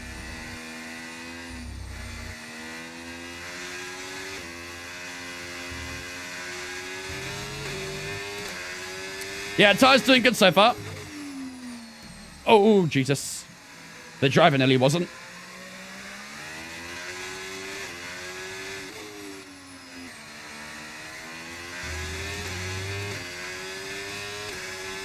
%26% the rear tires. Do you ever feel like you're too good against 110 AI? Oh, yes. Many times. Right now. Right now, I feel like that. But, like, 110 AI, in theory, should be a lot, Okay, right? Like, tire wear for now. in my opinion, 110 AI should be esports pace level.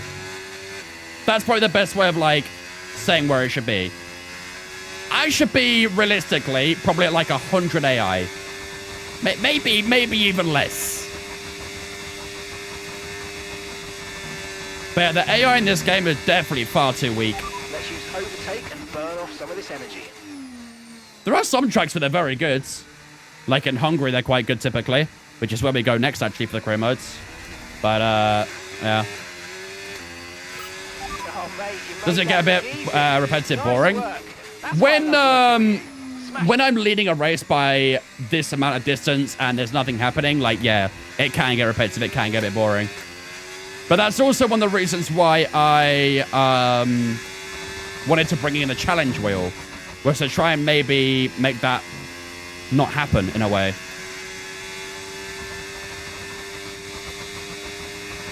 Chelsea's goal is so bad. How did we concede that? Just very poor defending, generally. I'm not gonna lie. If I was you, Howick, I'd have been fuming at the at that injury time. There was 7 minutes of added time. I don't think I saw Liverpool have one convincing attack during the entirety of that added time. There was one moment, I think it was like the 92nd minute, Mamadashvili got the ball and everyone just started walking. Like, hello? Do you not want to win the game? My head would have been on Mars seeing that.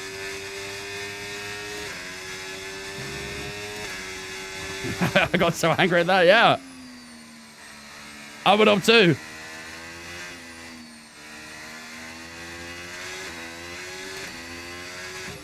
AI good at Imola? Yeah, they're actually alright at Imola, I think. They're actually pretty decent there. I did Saudi earlier, 105 AI, qualified P7, half a tenth from pole. Early safety car after me, Max, and Chloe got wing damage. We pitted over 14 laps from P21, and I won by 43 seconds. Should not happen.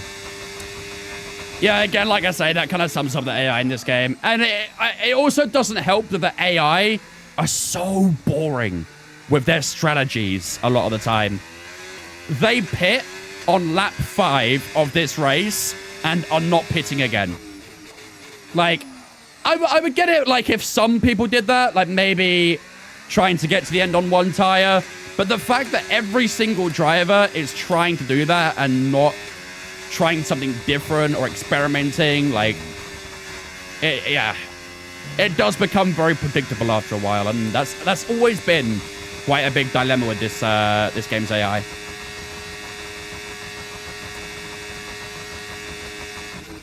Scored early on and then just switched off. Yeah. I mean, he had a few chances to boss hit the post and stuff, but there was obviously the offside goal as well. Have you seen the offside goal, Howick, that you scored on like a replay or anything? AI don't make mistakes. They do, but it's very like not rare as such, but it doesn't happen often, and it's also very forced mistakes. Like, they just slam the throttle coming out of a corner and just don't stop slamming that throttle until they're into the full spin.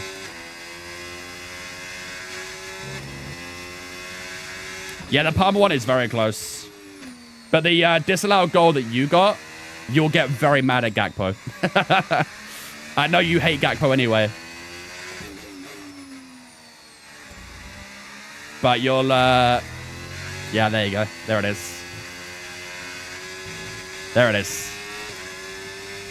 Any LMU after this? Not today. So it's a sprint weekend here. How was in that handball, by the way? It's exactly what happened midweek in that PSG game. Teammate clears the ball or teammate deflects it onto the hand.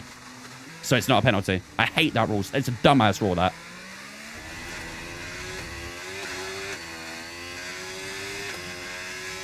There's 2, one with Frimpong.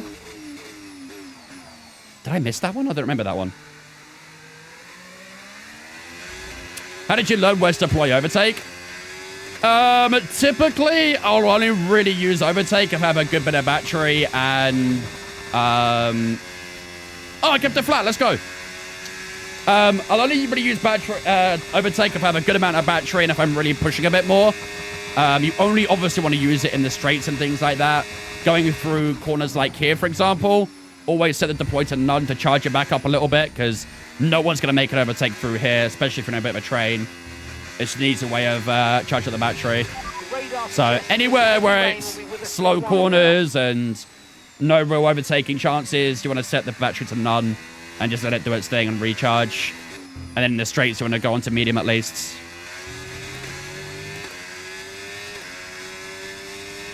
Mbappe petition is at 70 million now. Can anything actually be done from that? I don't think they can, right? I think once it gets to like a certain level, I know it gets like discussed in the governments and stuff, but I don't think anything can actually happen from it. It is wild though. 70 million votes on a petition to get Mbappe out of Real Madrid. It's crazy. Speaking of Real Madrid, dude, what is going on over there, man?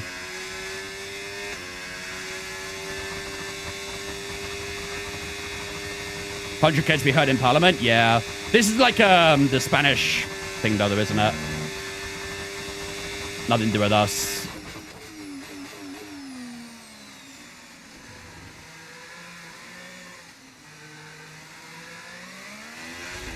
Lap 39 of 44.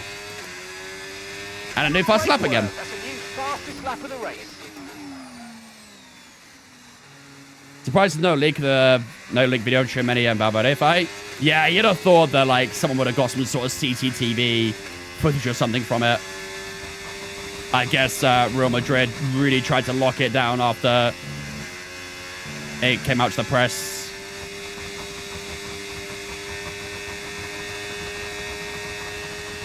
AI in this game in one word is predictable. Yeah, very predictable. But yeah, Real Madrid seems like a complete mess right now, man. And I think this is always going to happen when you have like a team of egos and, you know, not the right word to really use is, but they're all very talented players, but they're not very good team players.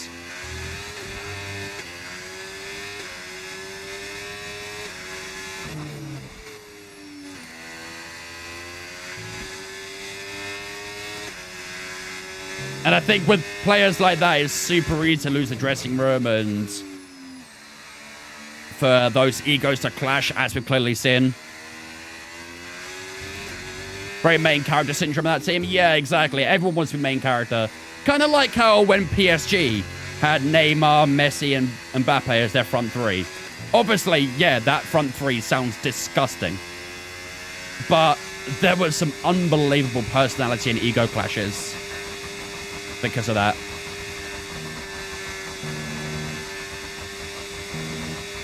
I remember that, Paolo, yeah.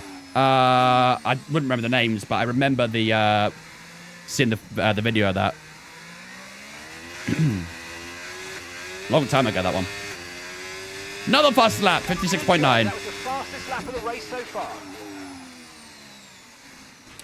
Was it Joey Barton? Joey Barton has definitely been involved in fights in the past, but I don't think that's who was in the Newcastle one. Nobody could be the team superstar when the team is made of superstars. Exactly, yeah, like... When you look at the Premier League, for example, you can usually pinpoint, like, one player for each team who is a game changer. You know, when you look at Man City, you got Haaland. When you look at United, you got Bruno Fernandes. When you look at Chelsea... I mean, to be fair, I would have said Cole Palmer, but he's been kind of shit this season. I'd probably say, like, Enzo Fernandez or Caicedo for Chelsea.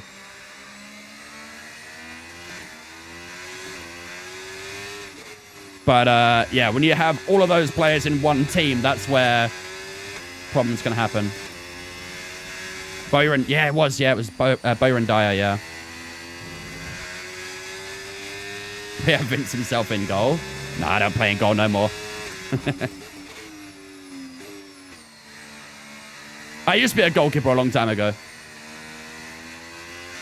Back in my primary school days.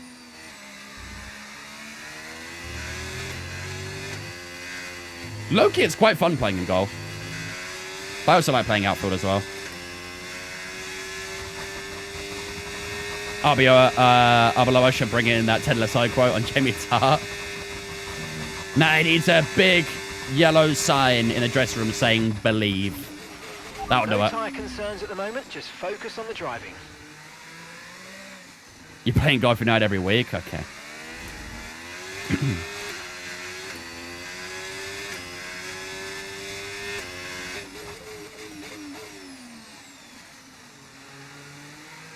Still 7 seconds to Lando Norris. This should be a fairly clean run to the end, hopefully. We're kind of getting towards that point now where the safety car's not really going to make a difference anyway, so... Well, I mean, maybe not make a difference, but we won't even get a safety car soon. I think lap 42 is the final time we can get that safety car, and then see where it goes from there. Track limit still at 2. Yep. We got those 2 track limits on the opening 7 laps. And since then, I have not got a single one. We've been a lot better with it since then. We have gone off a few times, but I made sure to lift off quite a bit to make sure I didn't get the penalty, so...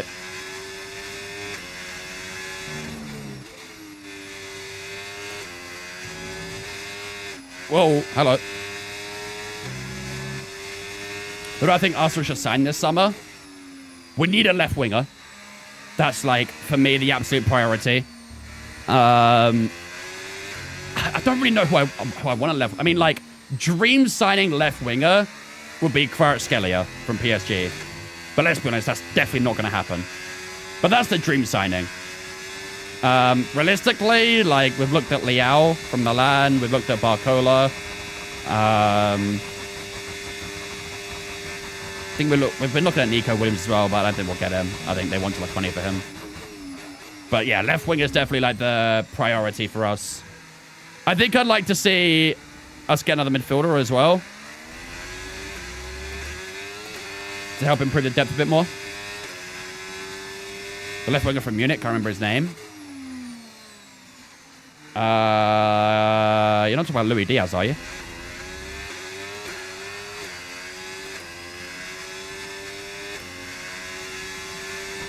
You enjoy your 330E because I've just bought one. Damn, BMW got maybe some commission here, damn. But yes, I do. I like my BMW a lot.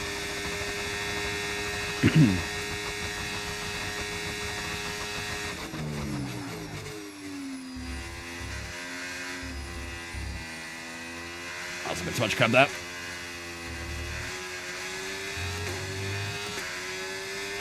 Oh, Elise? Yeah, Elise's a right winger, but yeah, he's incredible as well. He was quite bad against PSG the other day, but one game doesn't define you. Gnabry. Well, we did have Gnabry for a while, but it wasn't really rated that highly in the Prem. Did very well in the Bundesliga, though. I don't get the hype for Elise, dude. He had a bad game against PSG. That's fair. He wasn't great against PSG. But overall this season, he's been fantastic. Probably the best right winger in the world.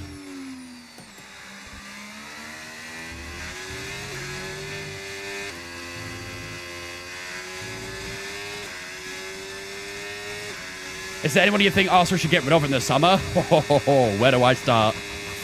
Martinelli, Trossard, Jesus. They should all go. Ben White probably going to go as well. Kepa will probably go. Norgard will probably go.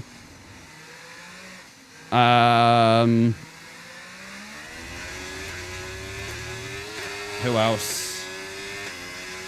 I mean, there's been rumor that we might get rid of one of Nwaneri or MLS, which would be a bit of a shame, but I hope that doesn't happen.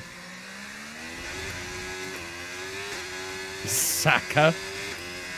I don't know. I might be crazy for this. Maybe the Arsenal fan base will crucify me. But I've always said about Saka, if we got like a crazy offer, like 100 million for him, I would accept it. Dead ass. Saka is replaceable, in my opinion. I know he's like loved by the Arsenal fan base and stuff like that. But if you got 100 million... Yo, hello. If you got 100 million for Saka, dude, yeah, take it. Replace with who? Anyone. Literally anyone. Heavy rain will be staying with us for a while now. At least a 20-minute window of heavy rain.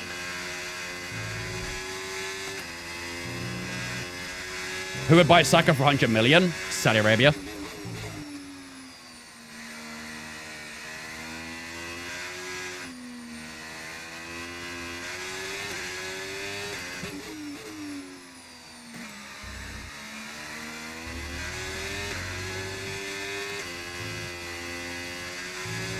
What's the purpose of bits?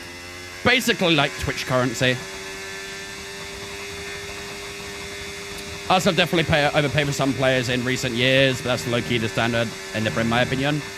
Yeah, I mean like, the only people I would say have been worth the very high amounts of money in recent years is probably Declan Rice. Like, I love Declan Rice, man. A lot of people think he's overrated. I don't care, man. I think everyone would die to have someone like Declan Rice in their team. He's unbelievable. I rate him so highly.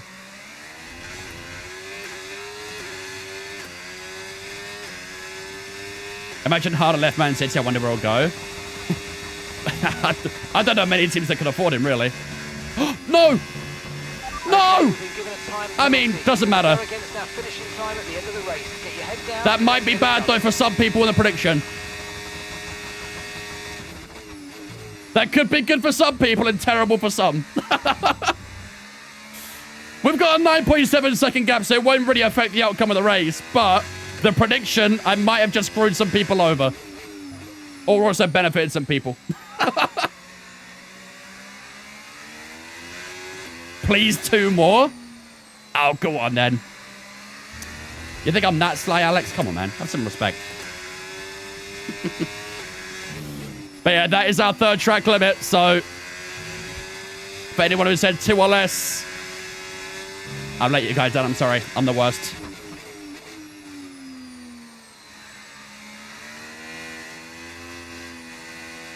Saka's value peaked at 150 million in 2024. Is currently worth 120. I don't think... Let me just say, I don't think many teams would pay 120 million for Saka. The only clubs who would do that would be in Saudi Arabia. They would pay that sort of money for Saka. But most clubs in Europe wouldn't pay 120 for Saka. Realistically, if he was to leave to another European club, it would be more like, I don't know, 70 to 80 million maybe. Well, there we go, chat. That right there is a domination. We got a 3-second penalty right at the end, but it didn't really make any sort of difference. Norris was 9 seconds behind anyway, so that'll be a 6-second gap at the end. But that, ladies and gentlemen, will do it here in Spa. Back-to-back wins again for ourselves this season. Unfortunately, that race was quite stale, all things considered, but at least we still did what we have to do. GG's. Gifted for 2 more. Wow, we bribing out here. That's crazy. Verts went for 150 million in these shit.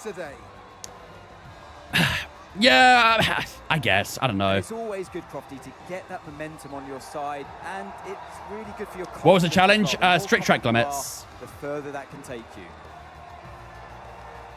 How many track warnings? We got 3 in the end. We was on 2 for the longest time, and in the final lap, I cut a rouge. Like a silly goose. Their history is well known, so Am I an Arsenal fan? Yes, I am indeed. To see them come out on top once again. The Anderson tackle for Fulham is outrageous. I saw there were 2 red cards in that game. I haven't seen what happened, though. My thinking was to get 2 warnings to be intelligent enough not to get a 3rd. See, that's where you got it mistaken, Paolo. You thought I'd be intelligent. That was your mistake right there.